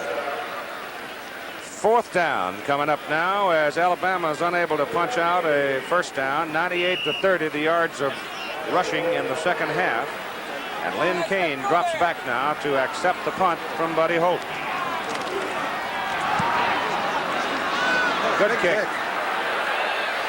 Kane at the 7. No place to go. Downfield, number 4, Keith Pugh from Evergreen, Alabama, stops him after a 47-yard kick by Buddy Holt. Next Monday night, ABC's NFL Monday Night Football game, the Los Angeles Rams and the Chicago Bears from Soldier Field in Chicago. The Rams 2-1, the Bears 1-2. The Bears really want to muscle up and win one. They need a win in that Central Division of the NFL. The Rams, of course, being led this year by Joe Willie Namath. That's Monday night on ABC at 9 Eastern Time. The football is marked just inside the 9 of USC. 91 yards away from the Alabama goal line, and Hurdle's going to put it up. He's going down the sidelines for Cal Sweeney. He overthrows it. Fly pattern trying for the home run with the goal line in his back, and he's missed him. If he had him, if he had been on target, he had him open. Been a big gainer. Ricky Tucker and Don McNeil were running with Sweeney. He was double teamed coming down the sidelines, and now it's 9:29 to play in the ball game. 21-6 Alabama. Going to be a little shuffling in the old pole game come Monday and Tuesday. You bet. 2nd and 10. Hurdle gives it to Len Kane at tailback, and Kane runs it out to the 15-yard line. Bill? Well, all the UCLA fans will be mighty happy to hear this news, that Theodis Brown has just run 75 yards for the Bruins. And the score in that game is now 19-14 in favor of Stanford. Stanford, after that run of Theodis Brown for the touchdown, had a 22-yard field goal by Ken Neighbor. Don't forget, for the post-game scoreboard show, Dave Dials and Andrea Kirby will have all the scores for you, as well as those highlights of the Cotton Bowl game. On 3rd down and 4, Hurdle swings it out to Kane. Kane's got daylight. He's got a first down. He comes up to the 27-yard line. First time we've seen that play today. Yeah, a quick screen out to the left. And the Alabama team dropped off into a zone and was unable to cover that flare. Mike Hayes was flying on the play, but they dropped it off on the screen to Kane. And under the rule this year, remember, your lineman can come downfield and block on the screen. First down, Trojans at the 27. They've got a long way to go yet. They're going to the air. The pass in the air, complete to Randy Simron, as he is ridden hard out of bounds, but he held on. Randy on the way is around 163 pounds. He can fly, though, I'll tell you that. Working on Don McNeil. Great catch. McNeil made him pay for it. And he was tackled inbounds there. Going down on that left hand. I hate to see somebody do that, because I can never forget what happened to Matt Cavanaugh, who I understand is about ready to play. Yeah, he's supposed to play today. First down, SC at the 39-yard line. And Hurdle will put it up again. He has Sweeney open. Throws instead to the sidelines to Howard Studdard. And Studdard takes it out of bounds. Maybe another first down for Southern California, and it is. They'll have it right at the Alabama 49-yard line. Stop the clock, too. Studdard is the bigger of the split receivers for Southern Cal. He's a 6'4", 212-pound senior, and was in that play in place of Randy Simron.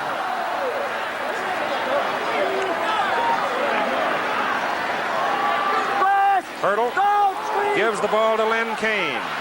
Hamilton gets a piece of him and slows him down. And then Don McNeil comes along to put him away. Not too bad a call, even though the clock is running again. The running play, figuring that Alabama would drop off into extensive zones and only rush 3 or 4 men. They thought they might be able to get some yardage rushing, but good reactions by the defense of Alabama kept it to about a 2-yard gain. Clock is running at 7:40 to play in the ball game. It is 2nd down and 8 yards to go from the 47 of Alabama. Tide leading 21-6 against the nation's top-ranked team. Hurdle throws it over the middle. Simron's out there. He's got it. And Tucker wrestles him out of bounds. Ricky Tucker, a freshman, number 18, saved the touchdown, but it's another first down for Southern Cal at the Alabama 19. Beautiful pass route by Simron. He acts like he's coming clear to the inside, breaks to the sideline, and Hurdle puts it right there. You can see why Southern California is such a dangerous offensive team, and even more so why Alabama's played an outstanding defensive game the way they've contained them up till now. Simron, 5 catches and 104 yards for the Bears concerned. First down at the Tide 19. They send the fullback up into a flanker position now, leaving one man back and Hurdle to throw. Pressure's on. He gets it off. It is complete to Tatupu. Mosi Tatupu to the 7, to the 5. And it's first and goal to go Southern California with 7:14 to play. Good reactions by Hurdle that time. They elected to blitz him, and he got rid of the ball when it looked like he was going to lose yardage. Huey Mitchell was the blitzing linebacker that almost got Hurdle. But Hurdle was able to get it away, and it's first and goal to go Southern Cal at the Alabama 5-yard line, and 7:05 now to play in the game. Man-to-man coverage. Hurdle will put it up. He throws it.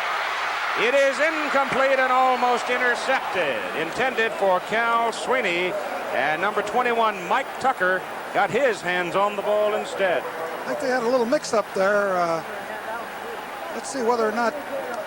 Looked to me like Sweeney was open here right on his sideline, and he threw the ball deep. You see, 24, Sweeney was wide open, and he looked like he should have gone into the corner. But at any rate, I think Hurdle probably made the mistake in judgment.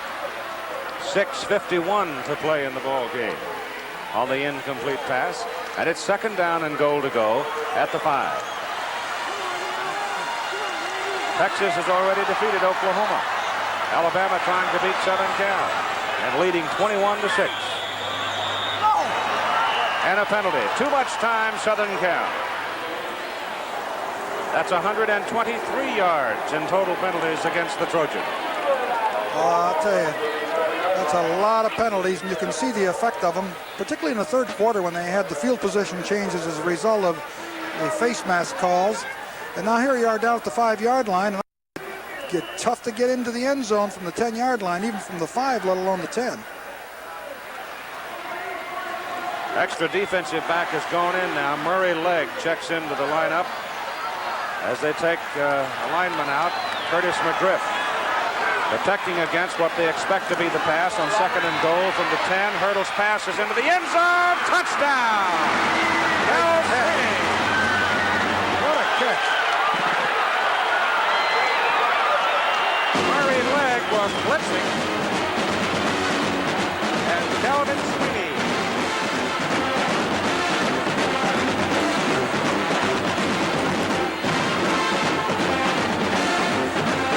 You see Sweeney coming across the middle. Watch him hang on to this ball when he's hit by Murray Legg right there. Wow, looked like he was going to shake it loose. Did. He grabs it back. He did drop it. Momentarily anyway, but he grabbed it back. Trojans going for 2. Crowd on their feet. Hurdle rolls it. In trouble. Throws it. The 2 through 4. And got the 2. What a marvelous play by Hurdle. As Don McNeil almost had him down on the ground, he still threw it. He made it, and it's 21-14. What a reaction by Hurdle. Looked like he was going to be knocked down for negative yardage.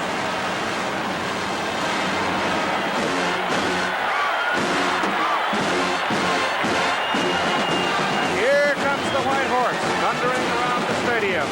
And conquest echoing from across the way, and it's the first time the Southern California partisans have had a chance to cheer in quite a while.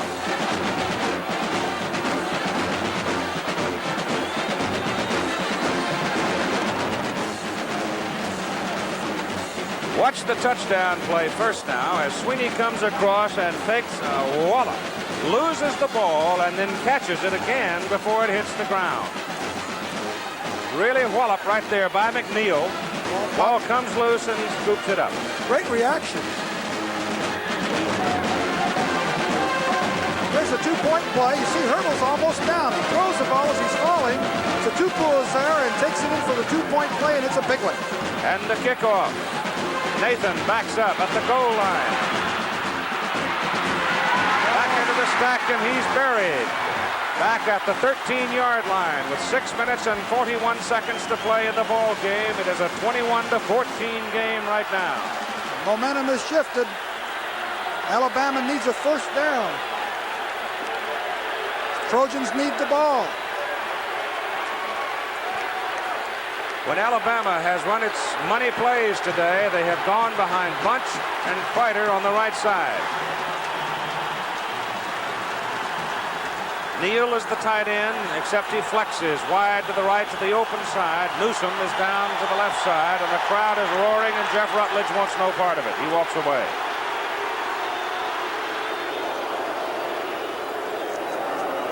So the nation's #1 ranked football team still in trouble with a 15-game winning streak and trailing 21-14, but it's not as black now as it was just a few minutes ago, as the Alabama defense had literally dominated the second, third, and half of the fourth quarter. Well, that two-point play is really something. Rutledge gives it to the big guy, Johnny Davis, and Johnny D comes across the 15 to the 16, maybe the 17. You can see the clock running.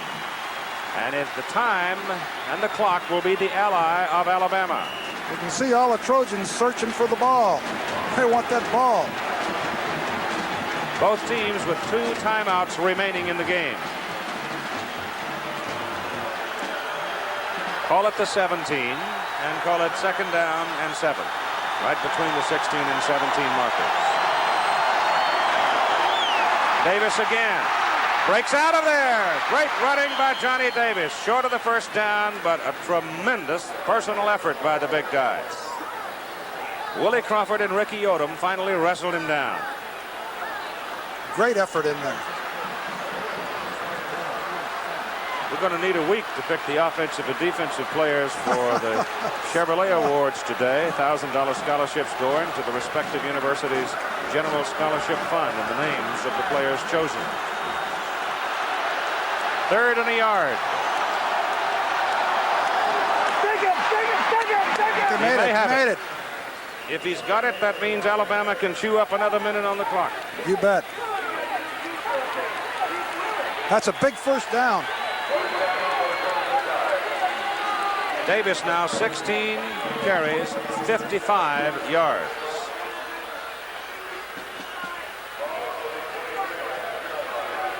Wayne Hamilton has been outstanding today for Alabama, in particular defensively. The heat was on him because everybody figured that was where USC would go, a defensive end. He turned them away. First down, tied, 24-yard line. Tony Nathan has been outstanding. They roll him down after a couple of yards. Stop the clock, too. Gary Cobb, 53, rode him out. Next Saturday, we're going to go back to the memories of the great shootout of '69 as the Razorbacks of Arkansas and the Longhorns of Texas, both undefeated, get together in Fayetteville. Texas today defeating Oklahoma in a stunning upset. 2nd down, 8 yards to go, Alabama, their own 26. Davis, short of the 30. It'll be 3rd, and they'll need about 5. Here they might have to consider putting it up. Important thing, keep the ball as long as you can as we come up on 4 minutes to play. Well, you've got that threat of the two-point play that can make the difference in the game. Southern Cal, if they could get the ball back, could score and get a two-pointer and go ahead. 3rd and 5 from the 29. Davis stacked up. Alabama will have to kick it. Plenty of time in the game. Walt Underwood and Myron Latka stop Davis.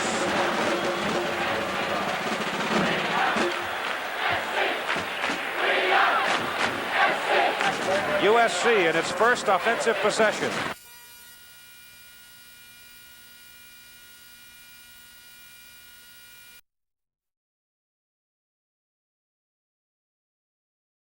Took the ball down, came away with a field goal to lead 3-0. But in the second and third quarters, it was all Alabama. Buddy Holt's punt. High spiral. Kane comes across and looks at it. Takes an Alabama bounce. USC will get the ball just outside the 20-yard line. That's a 49-yard pressure punt. Here's Bill. 10. All right, Keith, let's take a look at the top 10. SC, of course, the issue still in doubt with 3 minutes and 8 seconds to go. Michigan won today, 24-14. Oklahoma lost. Texas, number 4, beat Oklahoma. Colorado in a victory over Oklahoma State. Ohio State won big. Nebraska won. Alabama, of course, still in doubt here. Arkansas did not play, and California is being defeated. Thank you, Bill. First down, Southern California, just outside the 20. Might be their last chance to put something together. Trailing 21-14. Hurdle wants to throw. Swings it off to the tailback. Coming out of the backfield. And the gain is for 5. Lynn Kane has played the tailback position quite a bit here in the fourth quarter and has been effective, and he made that reception. Hurdle now 13 out of 22 for 173 yards in this ball game. Ball just short of the 25. Make it 2nd down and 6 for the Trojans. 2 crucial first downs. Sweeney and Hayes are the wide people to the left or inside, along with Simran. Hurdle comes in this direction. Looks. He goes the other way. Sweeney, who caught the touchdown pass, scoops that one off the grass at the 39-yard line right in front of Don McNeil for a USC first down.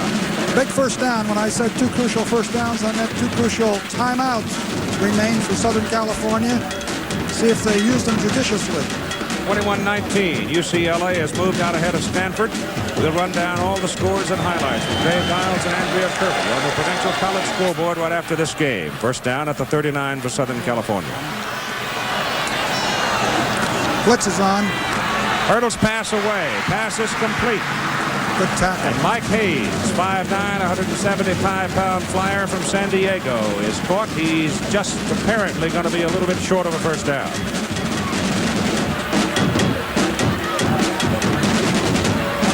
This little turnout. They were trying to blitz to get the Hurdle, but they couldn't get there. He winds up with a completion on the play and a first down. I guess it's just short of the first down. Murray Legg made the saving tackle for Alabama. 1 minute and 44 seconds to play in a ball game. 2nd down, 1.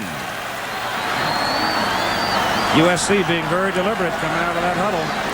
They have 2 timeouts remaining. Hurdle wants to put it up. Passes away to the sidelines to Simran. And Simran is spinning around to the 39. That's a first down. Now they must call time at 1:26. The clock stops as the chains are moved. And here's Simran right in front of Mike Tucker. Tries to turn to the inside. He thought he might be able to shake a tackle and make more yardage. Gone out of bounds and stopped the clock. It's running now with 1:20. As soon as the chain went down, the clock started. First down, USC. They're regrouped. They look poised now as Hurdle rolls to the right. He's got Simran open. He's got him. He can't hold him. Simran was wide open. The pass was just a little bit too long, and Randy had gotten behind Don McNeil. Fakes an out pattern and runs right by him. The ball is just on his fingertips. It was just overthrown just a tad. And instead of being a touchdown, it's an incomplete pass.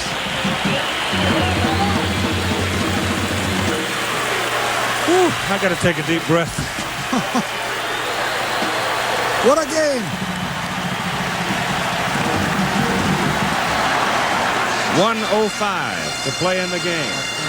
2nd down, 10 at the Alabama 39. Hurdle goes to the near sideline, and the pass is good defensive play. Cal Sweeney begging, can't get it. Mike Tucker defending. Good play by Mike Tucker. He came in and knocked the ball down. Here's Sweeney coming up the field. Hurdle rolled to the right to pull a secondary that way. He got single coverage on Sweeney. Sweeney turns right here. Tucker comes in, reaches over top and grabs hold of the ball after it hits Sweeney. It's a good play. Exactly 1 minute to play in the game. Alabama 21, Southern California 14.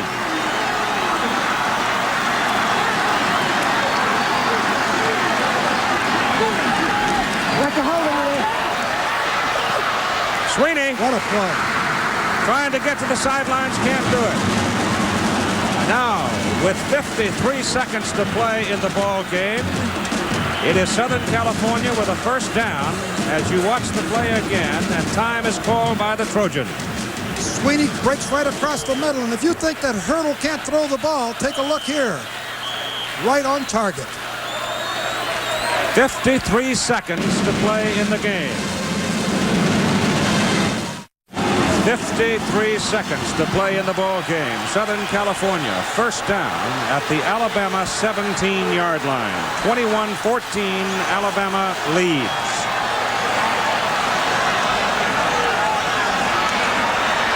The pass. It is caught by William Gay out of bounds at the 9-yard line. And you've got 48 seconds to play. And he's getting tremendous protection. Alabama's tried to blitz him a couple of times. In the single coverage, they haven't been able to stay with him. Here's Gay just breaking to the outside. And Hurdle putting it right there. Out of bounds, stops the clock, down to the 7-yard line. What a football game. Got to go to the 7 for the first down. They are just inside the 10. Second down and 3 or second down and 10, however you want to look at it, with 48 seconds, and Hurdle comes left. He throws for Sweeney. What a tremendous play by Mike Tucker. Mike Tucker saved a touchdown with a fingertip. What a reaction by Mike, and what a football game he's playing. Looked like the ball was going to be right there for the score. He made a great second effort. I thought Sweeney was home free. I did too for a minute, but great reactions by Tucker.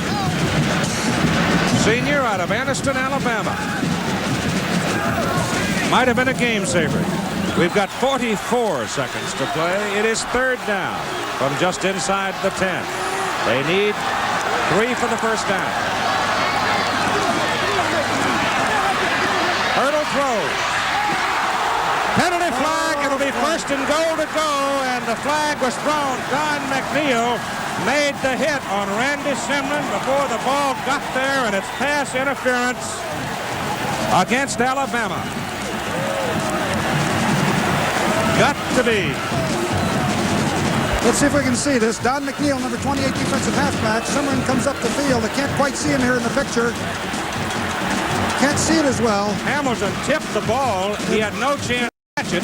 And then McNeil not being able to... Here's another angle.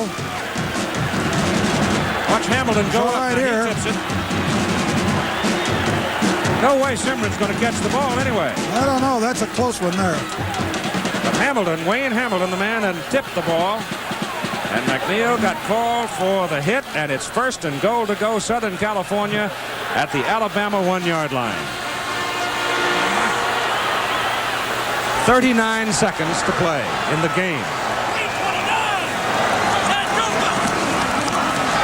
Lynn Kane, touchdown, Southern California. Now what are you going to do for a two-pointer? I don't know. I think I might pray a lot. What a game. Woo! Tatupu. Joe Schiff led the blocking, and Kane took it in. And the Alabama defensive unit that had been so brilliant through the second and third and half of the fourth quarter, beginning to wear down perhaps just a little bit here under the anxious efforts of Southern California. But what a football game we've seen. 35 seconds to play. Alabama still leads 21-20.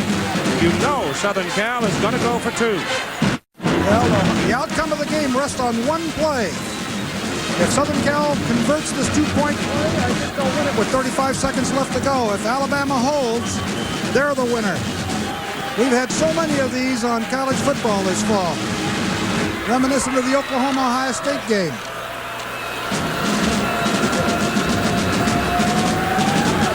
Hurdle now, 18 out of 30 for 244 yards. The defensive player in the ball game has been chosen. The vote is going on now for the offensive player.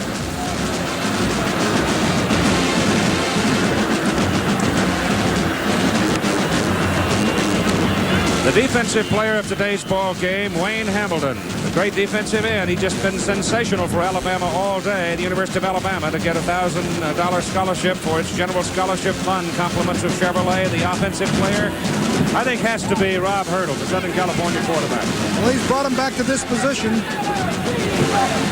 University of Southern California getting a $1,000 scholarship award from Chevrolet for its General Scholarship Fund. But there have been so many young men who have played so well on both sides this afternoon.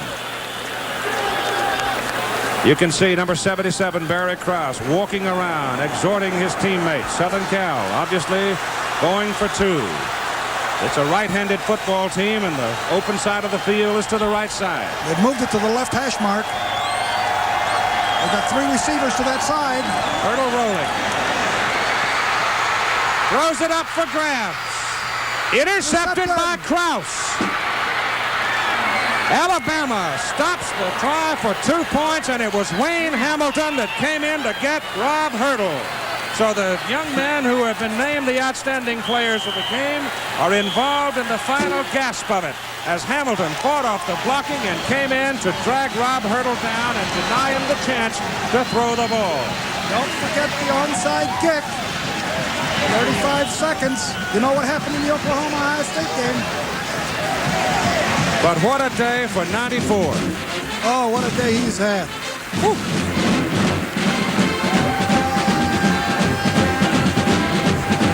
There's Hurl rolling out to the right, and Hamilton coming in, shutting his blocker. He did not have enough time to throw it. He unloads the ball, which is the right thing to do because he's got nothing to lose on an interception. And we're going to be looking now at a probable onside kick. There's another point. Also point out, Era, that Calvin Sweeney was wide open in the end zone, too, and Hamilton denied Hurdle a chance to find him. And the way he was throwing it, I'm sure he would have found him. There he comes up out of the end zone right there, number 24 coming into the picture. That's that same dude that intercepted the ball in the Liberty Bowl and went about 49, 50 yards for the first touchdown. That's exactly right. The Alabama cheerleaders exulting. 21-20, the Tide trying to stun the nation's top-ranked team. 35 seconds to go. Here's the kick. They spin it around. The ball bouncing around, and it is covered by Alabama. So the Crimson Tide gets the football as Rick Neal covered it up front with all the backs and the receivers and the ends and all those people with good hands up to control the ball, and they do. What a football game. Woo! And what an upset by the Alabama Tide. And next Saturday, Texas beating Oklahoma today, undefeated, goes against Arkansas, undefeated, at Fayetteville, with memories of '69 beginning to ring through the Ozarks. Robinson there on the sideline probably feels he started throwing the ball a little too late. Alabama puts it in motion. Southern California will have to spend its final timeout to stop the clock. Clock is still running at 25-24. They have not called time.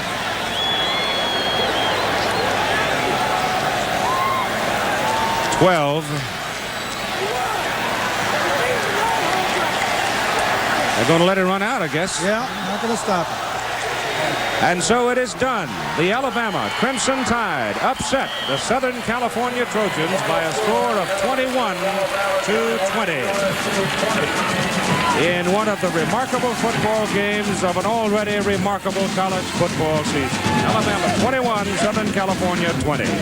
And this has been a presentation of ABC Sports, recognized around the world as the leader in sports television.